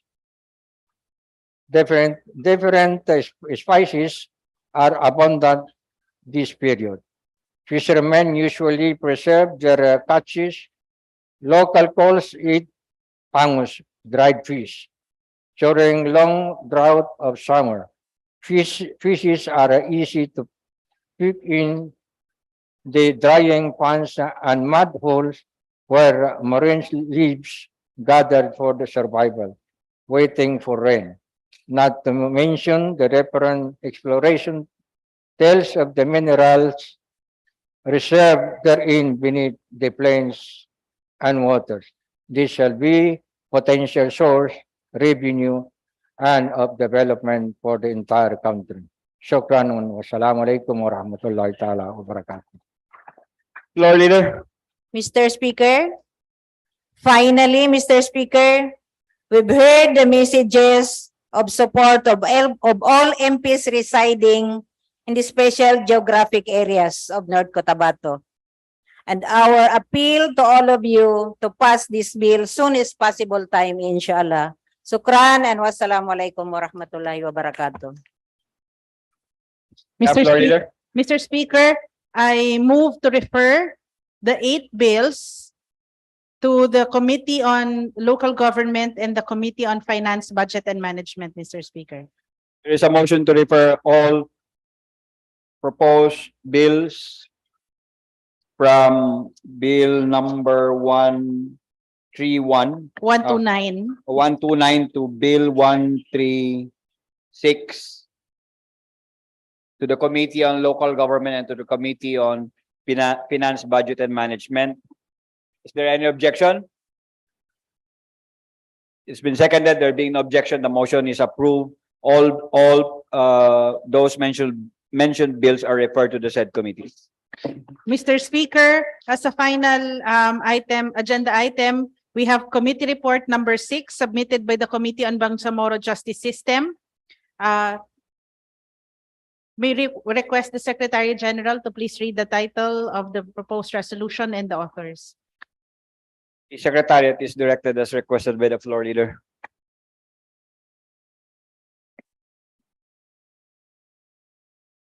Committee report number 6 submitted by the Committee on Bangsamoro Justice System.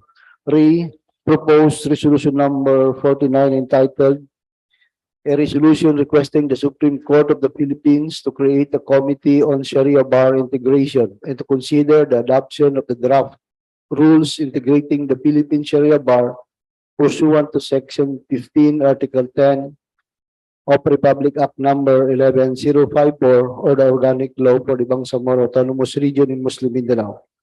Authors, members of the Parliament, Shah Ilaiha Dumama Albam, Baileng Mantawel, Abdul Wahab, Pak, Amrosi, Makatanong, Marjani, Makasalong, Soharto, Ismael, Eddie Ali, Matarol Listino, Haron Abbas, Ramon Piang Sr., Ahmad Abbas, Tawakal Mintimbang, Mujib Abu, and Abdul Gayak.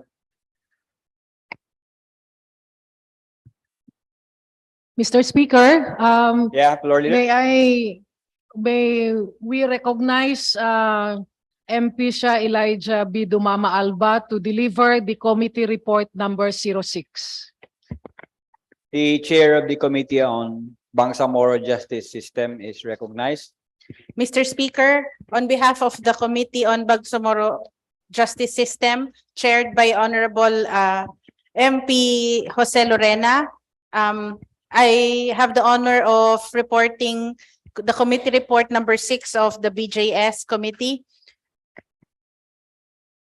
Originally authored by myself and some other members of the Parliament, entitled Resolution requesting the Supreme Court of the Philippines to create a committee on Sharia bar integration and to consider the adoption of the draft rules integrating the Philippine Sharia bar pursuant to Section 15, Article 10 of Republic Act number 11054 or the organic law for the Bangsamoro Autonomous Region in Muslim Mindanao, Mr. Speaker.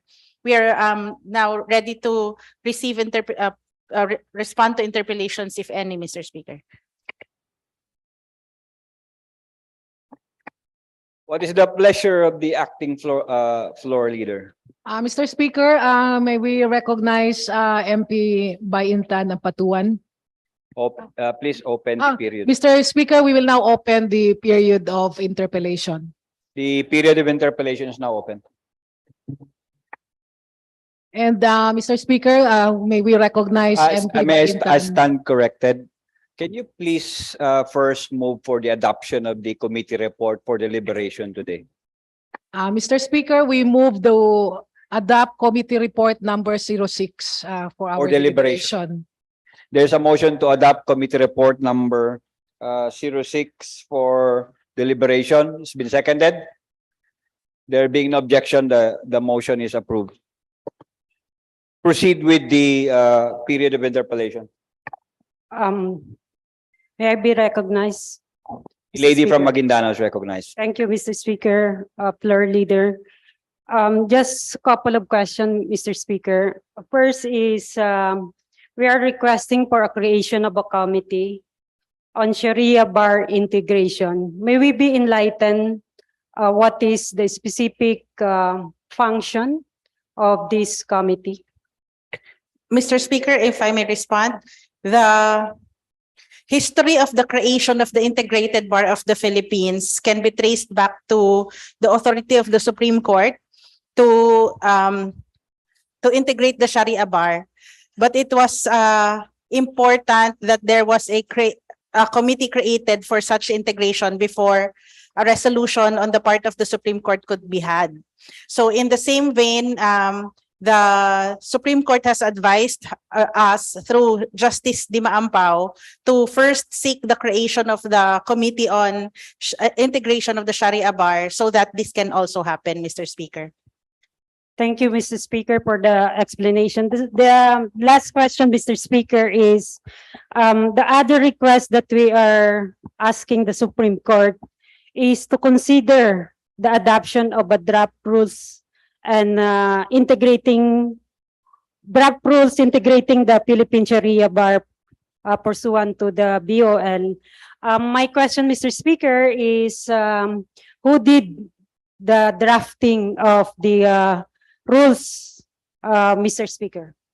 Mr. Speaker, the Bangsamoro Attorney General's Office spearheaded an assembly of all Sharia practitioners from Manila and up to the islands of Sulu, and we have met with all of them who have co-owned and co-drafted the rules. It is a product of a series of drafting sessions and consultations, Mr. Speaker, from 2019 until 2021, Mr. Speaker.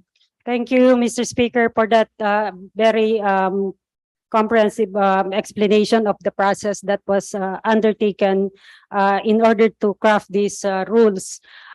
My last question, Mr. Speaker, is this a recommendation? Is this rule a recommendation of the Office of the Attorney General or a recommendation of the Bangsamoro government? It is a recommendation of the Bangsamoro government through the Bangsamoro Transition Authority Parliament, Mr. Speaker. So in due time, Mr. Speaker, I will propose for amendment with regards to the wording, Mr. Speaker. 1 minute suspension.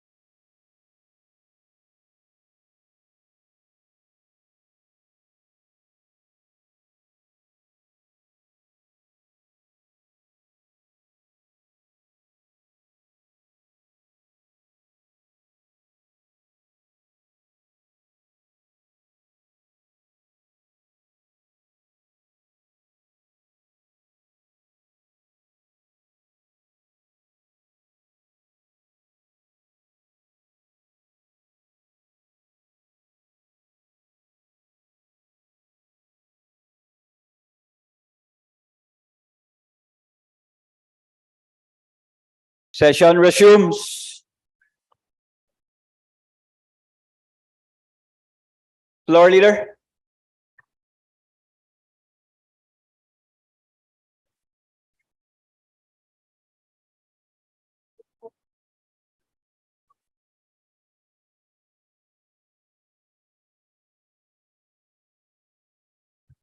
Mr. Speaker, may we recognize again MP Bayintan Ampatuan. Period of, ano na? We should terminate. I think the two parties have already agreed on the language, and I suggest you move for the termination of the period of interpellation so that we can proceed with the period of Okay. amendment. Thank you, Mr. Speaker. I move that we terminate the period of interpellation. Mr. Speaker. Is it an interpellation or will that be settled in the period of amendment? No, it's an interpellation, Mr. Speaker. Okay. We will give the gentleman from Sulu the opportunity to interpellate. Proceed. Yes, Mr. Speaker, this is of important interest to me, Mr. Speaker, because I've been studying legal plurality in the Bangsamoro, and Sharia implementation is vital because based on my study in the implementation of the barangay justice system, the Sharia is not the Sharia law is not trickling down to the communities. So as regards this, Mr. Speaker, my query is just if it is if we can just be in a few minutes be briefed on the draft rules that we are requesting the Supreme Court to adopt. Yes, Mr. Speaker, if I may, Section 15, Article 10 of RA 11054 or the Bangsamoro Organic Law states that the Supreme Court may adopt the rules on the integration of the Sharia bar. Since it is only the Supreme Court that has jurisdiction to integrate the Sharia bar, there are several associations and organizations of Sharia, and we need to unite all of them, integrate them into one body that has juridical personality to lobby in behalf of the entire Sharia counselors community and practitioners community. So it is a product of several consultations and drafting sessions which we conducted together with Sharia practitioners all over the Philippines, including the National Commission on Muslim Filipinos. And we are confident that it will also pass the test of the Supreme Court because this was also done under the guidance of Justice Dima Ampao, who is the only Muslim in the Philippine Supreme Court. Thank you, Mr. Speaker. Mr. Speaker, I understand that these rules had already been reviewed and approved by the Bangsamoro Justice Committee. Is that correct? That is correct, Mr. Speaker. Yes. However, Mr. Speaker, since we are endorsing it on a plenary level, just to afford the rights of the members of parliament to be aware of what we will be endorsing, would it be possible to just even flash it on screen just to show what these are, at least when some MPs who are not members of the Bangsamoro Justice Committee will be asked, we are at least aware of what these rules are, Mr. Speaker. Mr. Speaker, I have no objection. The Secretariat can flash it if it is available, Mr. Speaker. Mr. Speaker, even just Mr. the table Speaker. of contents and overview. Yes, The Secretariat is directed to flash on the screen the draft rules as mentioned by the proponent or the proponent of this resolution. Mr. Speaker, just to clarify that we are not here to approve or adopt the resolution. We are merely endorsing this to the Supreme Court because it is it has the rulemaking power to adopt its own the rules here. So what we are merely doing right now, of course, it's very important to also know what we are endorsing, but we are not really bound to adopt or approve this particular resolution. This is within the realm of the constitutional powers of the Yes, Supreme that Court. should guide the parties.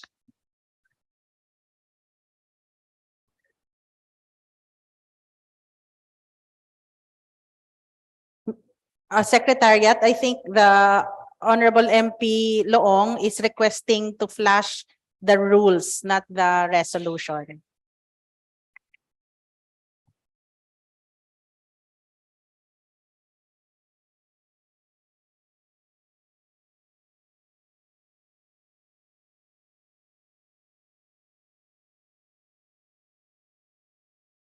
One minute suspension.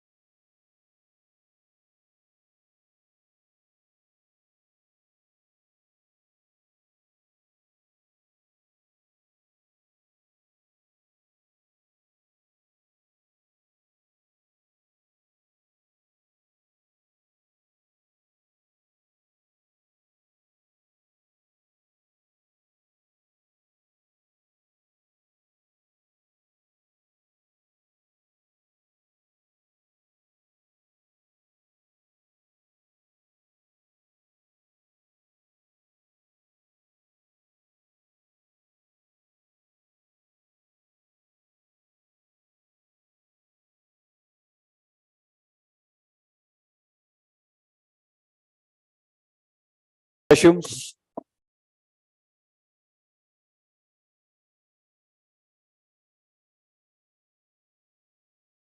Secretariat, are you ready? Flash it on the screen.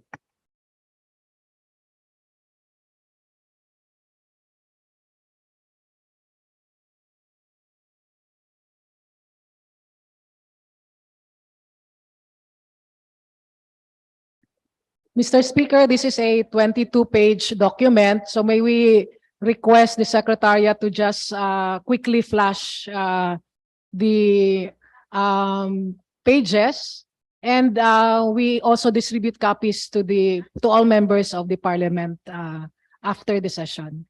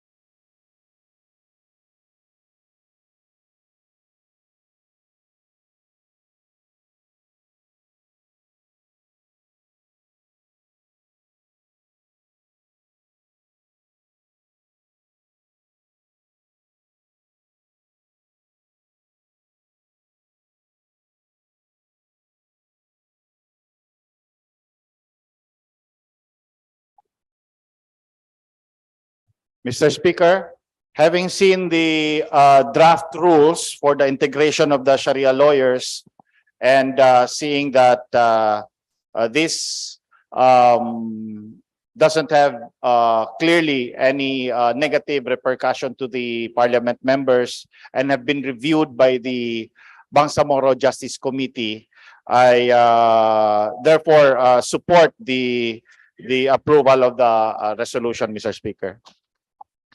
Thank you very, It's a Sharia bar, not Sharia lawyers. thank you very much, Mr. Speaker. I move that we terminate the period of interpellation. We proceed, the period of interpellation debates now terminated. Mr. Speaker, I move that we open the period of amendment and may we recognize my good friend MP Bayintan Ampatuan. The lady from Maguindanao is recognized. Thank you, Mr. Speaker. I have a very substantial proposed amendment. If we can plus the title, Mr. Speaker. My proposed amendment, Mr. Speaker, is to remove the word "and" in between integration and two, to make it appear that this is one subject resolution, Mr. Speaker. Accept, Mr. Speaker. Mr. Speaker, there being no Secretary, other, take note, the proponent of the resolution accepted the amendment. Mr. Speaker, I move to terminate the period of amendment. The period of amendments now terminated. And finally, Mr. Speaker, I move that we approve committee report number 06 as amended. There is a motion to approve proposed resolution number 49. Subject to style. It's been seconded. The motion is approved. Finally, Floor leader. Mr. Speaker, I am very happy to move for the adjournment of our session. Sine die, and happy Ramadan to all. Session is adjourned sine die. We will have a photo ops